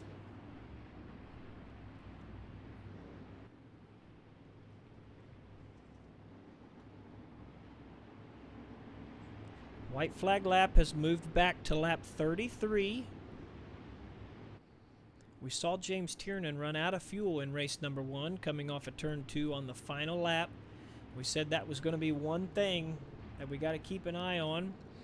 Keeping an eye on the air temp as well, which it is a little cooler than what we saw in race number 1, not by much. And we also know that the straightaways get pretty bumpy at this racetrack after the track starts to wear out. We are going green here. Once more, Colton Hardy leading them down. Hopefully everybody makes it through here. Get everything clean and going. Williams right now holding second. That's Nygaard in third. Mason Hannigan trying to make his way around Ryan Pace. James Tiernan and Peyton Grease on the bottom, trying to work their way forward. Kendall Tucker is the man on the outside making waves right now. Trying to keep this wide view just so we can see everything happening. These guys going to go 3 wide down into turn number 1. Tucker leaving room for pace on the high side, but that's going to cost him. Still 3 wide down the back stretch. That's Tyler Silva on the inside, going to push Tucker high. That allows Tiernan to come up the inside. Brett Strickler climbing his way back forward after that half spin. Chris Roberts also working his way up there. Tiernan holding pretty firm there on the low side of the track. We do have a race for the lead. Ernie Williams Jr. pulling the slider through 3 and 4. You saw him, a little bit of cowboy on that cushion. Had to give it back up, but that's a good over-under there. He's going to enter a drag race down the back stretch here with Colton Hardy. Once again with the slider. See if he can hold it on the cushion this time. Get a good run off of 4. He does. Hardy not giving up. Down into turn number 1. Slider in. These two guys battling back and forth for the race lead here on lap 10. Nobody willing to give an inch. Whoa, big run there for Hardy. He makes contact with the right rear of Williams. Caution flag waves. Colton Hardy with unfortunate turn of events here. You could see the run that he got. Get a different viewpoint on it here. The slider comes in from Williams. Williams not quite up to the cushion quickly. He seemed to struggle through the slick. I want to get a cockpit view of this.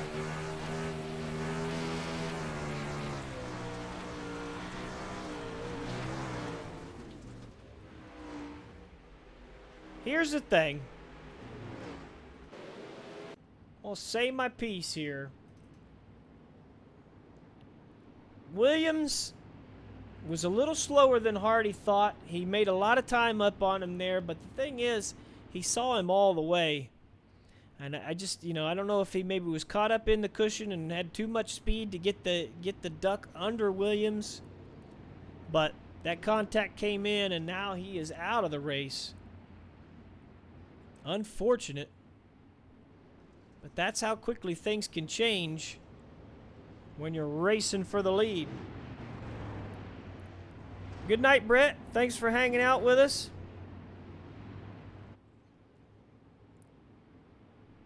Weston back in the chat.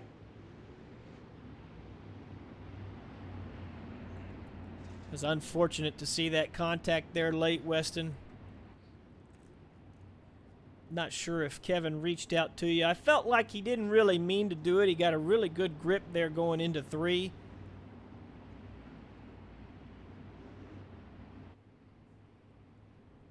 We're going to go back green here. White flag lap has moved to lap 36.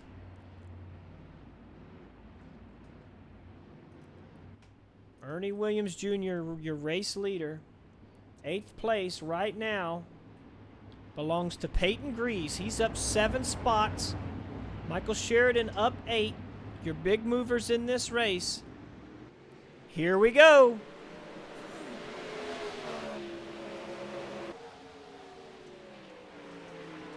Try to back up here to Nygaard. You can see Mason Hannigan on the bottom. He's got Kendall Tucker right on his back bumper. 5th place right now is Tyler Silva, who finished 3rd in race number 1. Tucker makes his way around Hannigan. Hannigan working the bottom of the racetrack. Tucker right on the cushion. Tucker is catching Nygaard.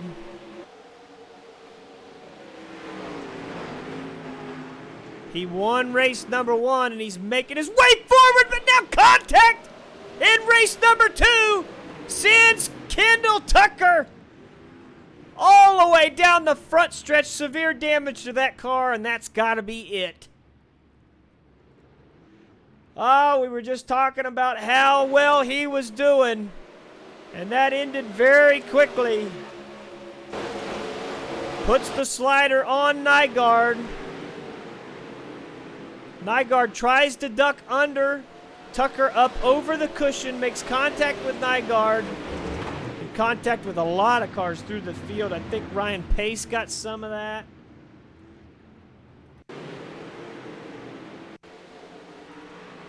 I want to try to get a different look at it, because I think Tucker hops the cushion, or maybe is forced up over the cushion. Because Nygaard, his under move doesn't leave much room at all. I think he got over the cushion and that thing tried to turn to the wall. Either way, there wasn't enough room. 2 front runners out. Nygaard is able to continue here. We're going to go back to live. He's still out there.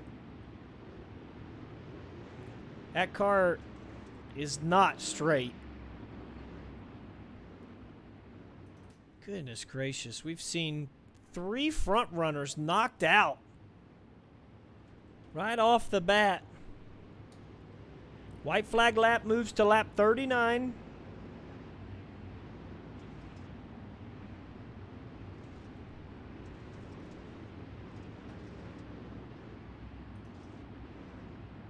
Top 10 looks like this. Mason Hannigan, the recipient of 2nd place after those 2 cars made contact. Tyler Silva up to 3rd. James Tiernan now in 4th with Chris Roberts right behind him. Peyton Grease in 6th.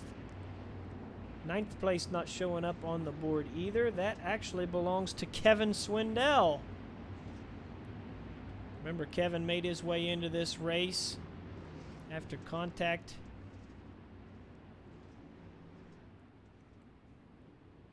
Currently making his way forward here. We're going to go green with Ernie Williams Jr. still out in the lead. 2nd place battle underway. Tyler Silva trying to make his way forward. He gets a little bump in the Nerf bar from James Tiernan. See Tiernan working the middle of the race course there. Maybe a little bit quicker than Silva right now.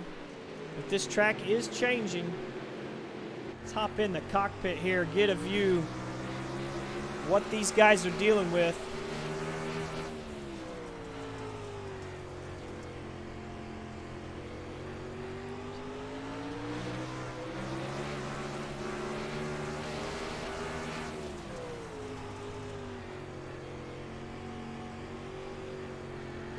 You can see the bumps and hear how much he's off the throttle in the corners.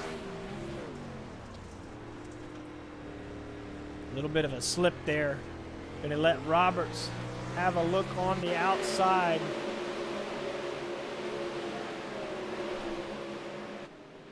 Sheridan coming with Roberts.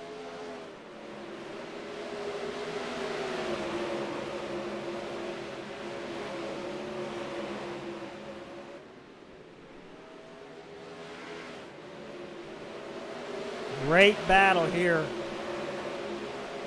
for 4th on back. You see Sheridan, a little bit of contact there with Tiernan. Those guys get loose. That allows the Swindell Speed Lab machine around the outside.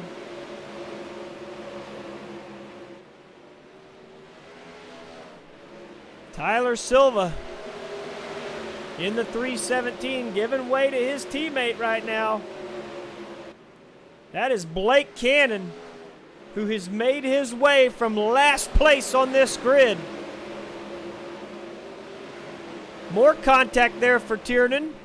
Ooh, and Cannon into the fence. fence, and he makes contact with another car. I think that's Brett Strickler upside down. Caution flag flies once again.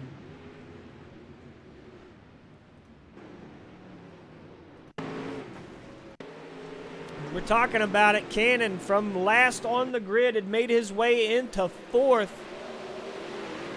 He's going to go into the corner, make contact with the fence. He's stuck on the wall. Strickler was making a slide job maneuver, I believe, on Kruger, and was not expecting him to be there, but he was.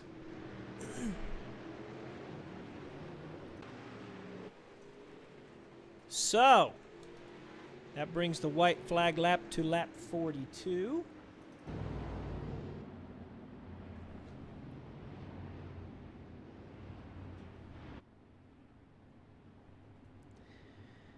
Tim Nichols mentioning in chat, you can see tonight's points winner package on the Tim Sims Facebook page.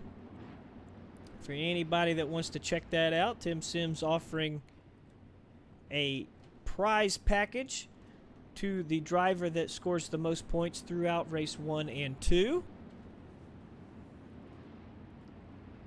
Take a look at this top 10 once more. Ernie Williams Jr., Mason Hannigan, Chris Roberts, your top 3. Tiernan was able to get around Silva there before the caution flag flew. Michael Sheridan up 12 spots. 7th place belongs to Kevin Swindell, who's up 15. Blake Cannon still up 16 after losing all those spots there with that contact with the fence.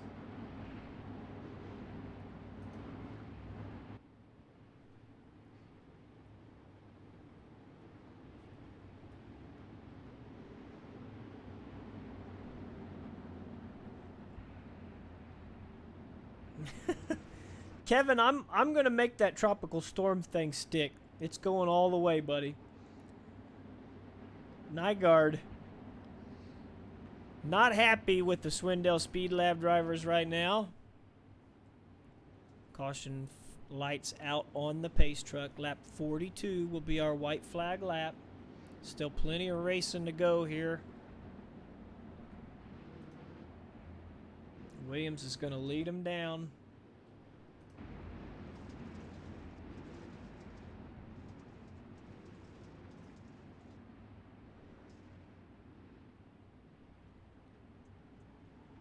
Second place, Mason Hannigan trying to get a good jump. Not going to get it. But Chris Roberts unable to come up beside him yet. Mason's got a good run off of 2. Should be able to hold on to that second spot. We're going to move a little farther back here with Kevin Swindell, who's been making his way forward in this race right now to the inside of Silva and Tiernan. 3 wide coming off of turn 4. Here comes Cannon back in the picture. He's working the high side around his teammates. Michael Sheridan also in this battle. James Tiernan, your points leader here in the Race 2 Championship, trying to hold off a triumvirate of Swindell Speed Lab drivers. So far successful, but here comes Blake Cannon around the outside. Cannon once more looking to find his way into the 4th spot, which Tiernan holds. He pulls under him. Gonna make that pass stick. Tiernan now moving the block on the bottom of the race course through the center. He's able to hold on to 5th. Rusty Kruger also moving forward in this race. He's currently in 8th. Caution flag waves.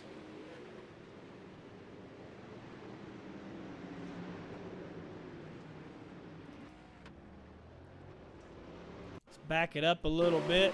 I think we're going to see a problem here with the 292, who was right behind Kruger, running in the top 10. Finds the fence, comes across, finds LaPresto, and those 2 boys have an unfortunate tumble.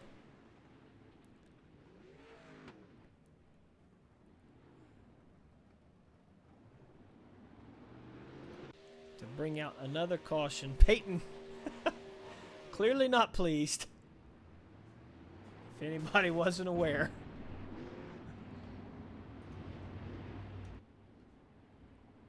Had a good run going. But the wall has ended that.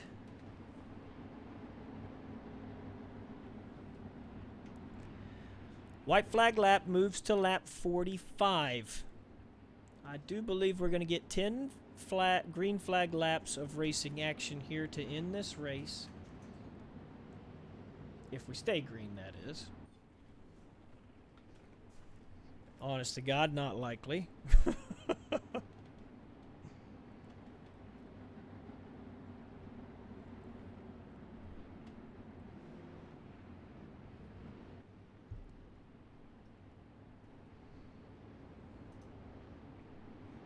Right now, Blake Cannon, the big mover. Kevin Swindell behind him.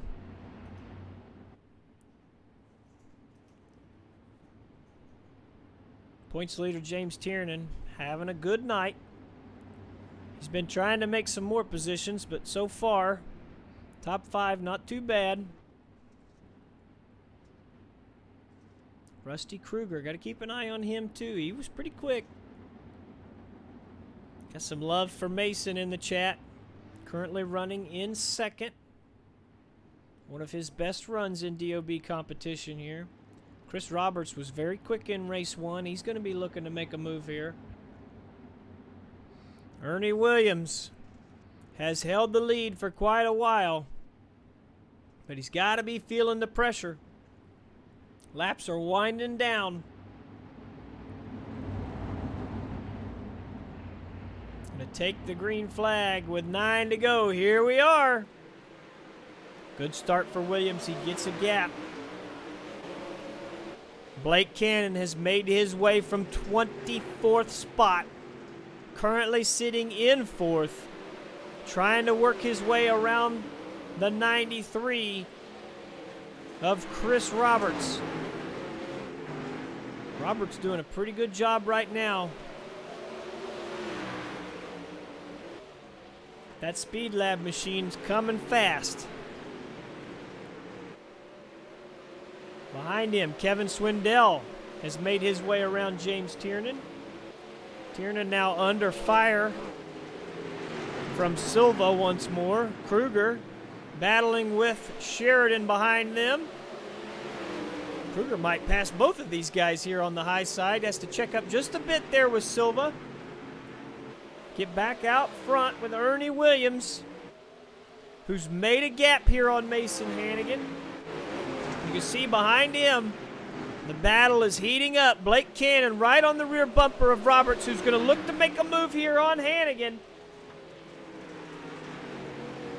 Roberts through the center of the corner, but Hannigan slips there off of 4. Oh, that's going to put Cannon into the fence. He keeps it straight, but he's going to lose a lot of time there. So Roberts to second, Hannigan trying to battle back. Kruger now into 6th. He's setting his sights on Kevin Swindell.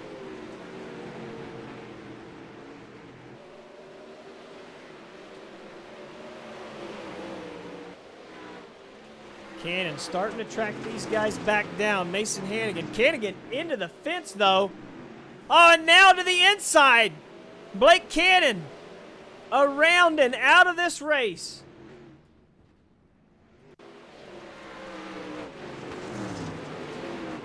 You could see him making contact, and then that car came off the wall and across the track in front of a bunch of cars, which he didn't make any contact, but that sent Kruger around. Unfortunate for Kruger, who lost his front wing in the melee here. He tries to avoid the 39, comes across, makes contact with Silva, who collects Sheridan, who also gets Skylar Castor, who was having a decent race. That's really unfortunate for Sheridan, running really good. Kruger's car is severely damaged. He has brought it to the pits. Lap 48 now becomes the white flag lap.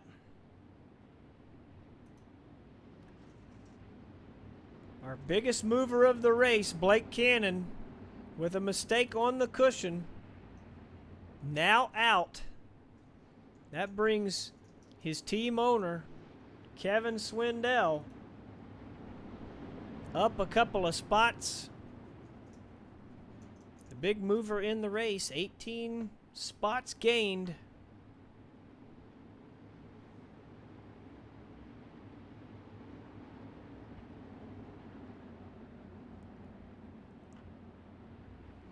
Tiernan now back in the top 5. Give a shout out to Balducci, who's up 13 spots.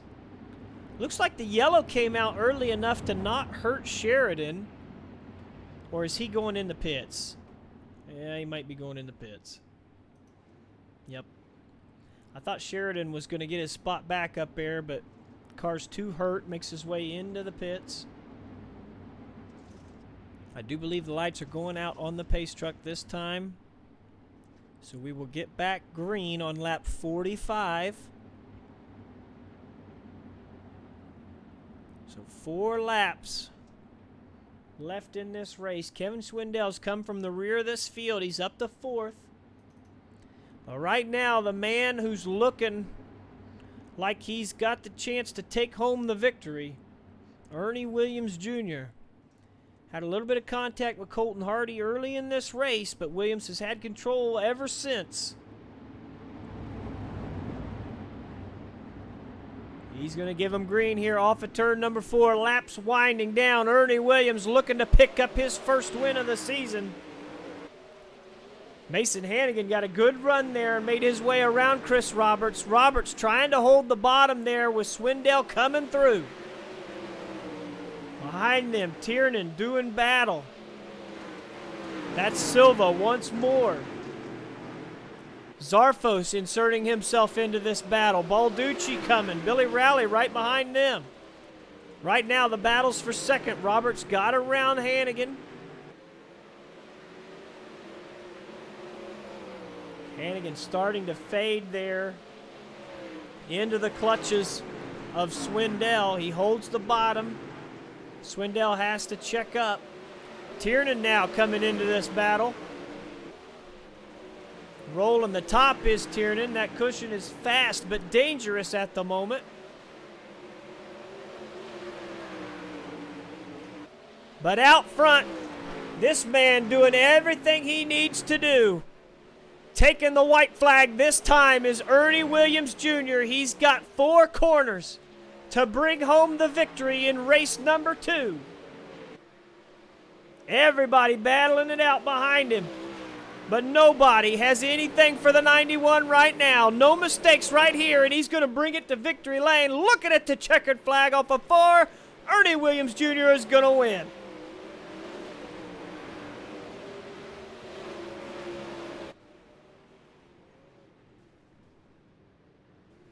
Second place goes to Christopher Roberts.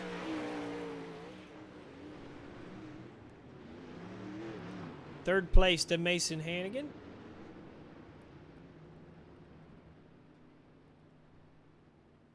Kevin Swindell, I believe, came home in 4th. Good run for Kevin, who come through the B main. There you have it. Top 3. Williams, Roberts, and Hannigan. And get these guys in Discord here.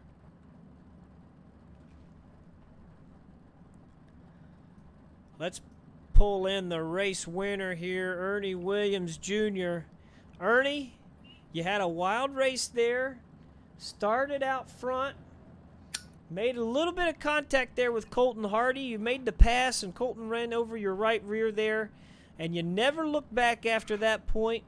Able to control the race from that point on. How does it feel to take home the victory here tonight? Feels awesome, especially after the first race. I think I got a total of like 3 laps after practice. Got more laps in qualifying than I did in my heat and C main there. So I was kind of excited to start up front. Car was good. I knew I had a good car early because we come in with a good setup tonight. Just didn't have no luck first race. So I knew once I started up front, it would be disappointing if I didn't win, to be honest. Not to be cocky or anything, but I just felt good with my car. And starting up front, man, you know you got to do good. You shouldn't fall back when you're starting up there.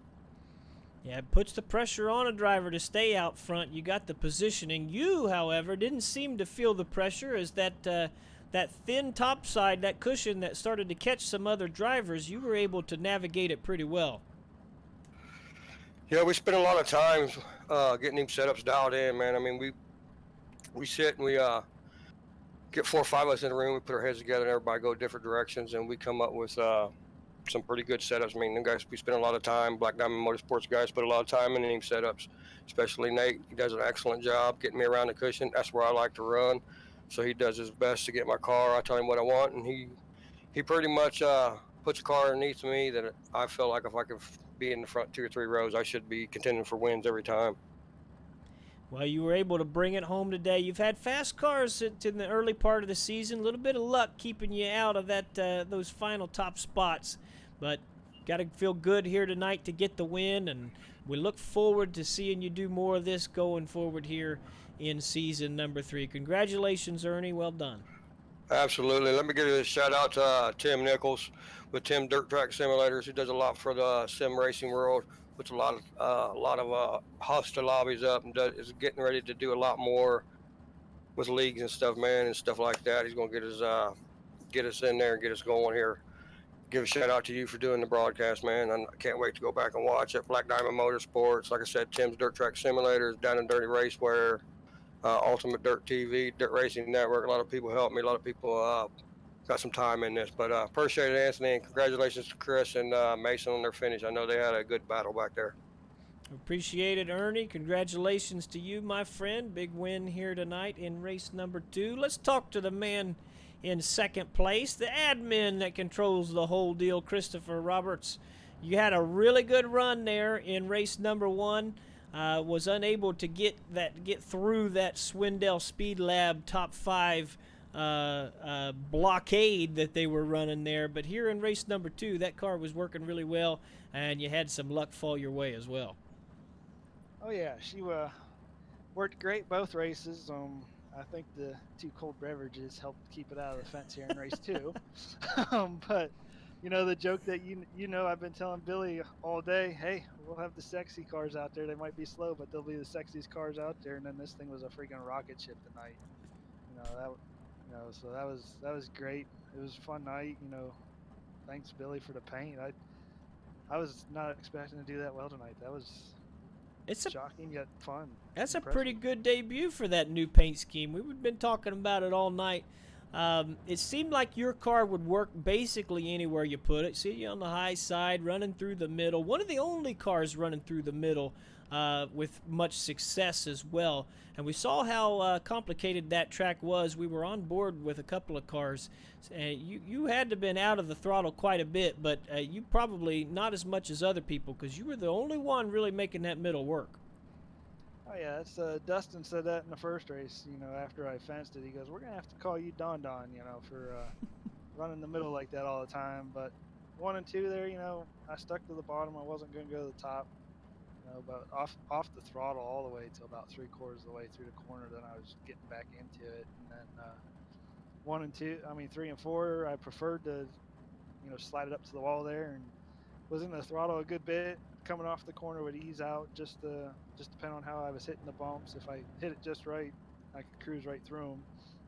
But if I was a little off, ease out, and then battling with Mason, I could put the car wherever I wanted to, the bottom, middle. It's just pinning me down to the bottom out of 4 was slowing me up a little bit. But I finally got good enough momentum out of 2 there to complete the slider and make it stick.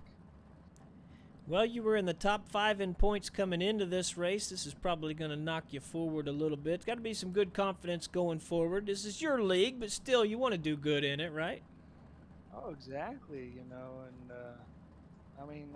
I appreciate the paint jobs Brenner made for us for last, I think, 2 seasons.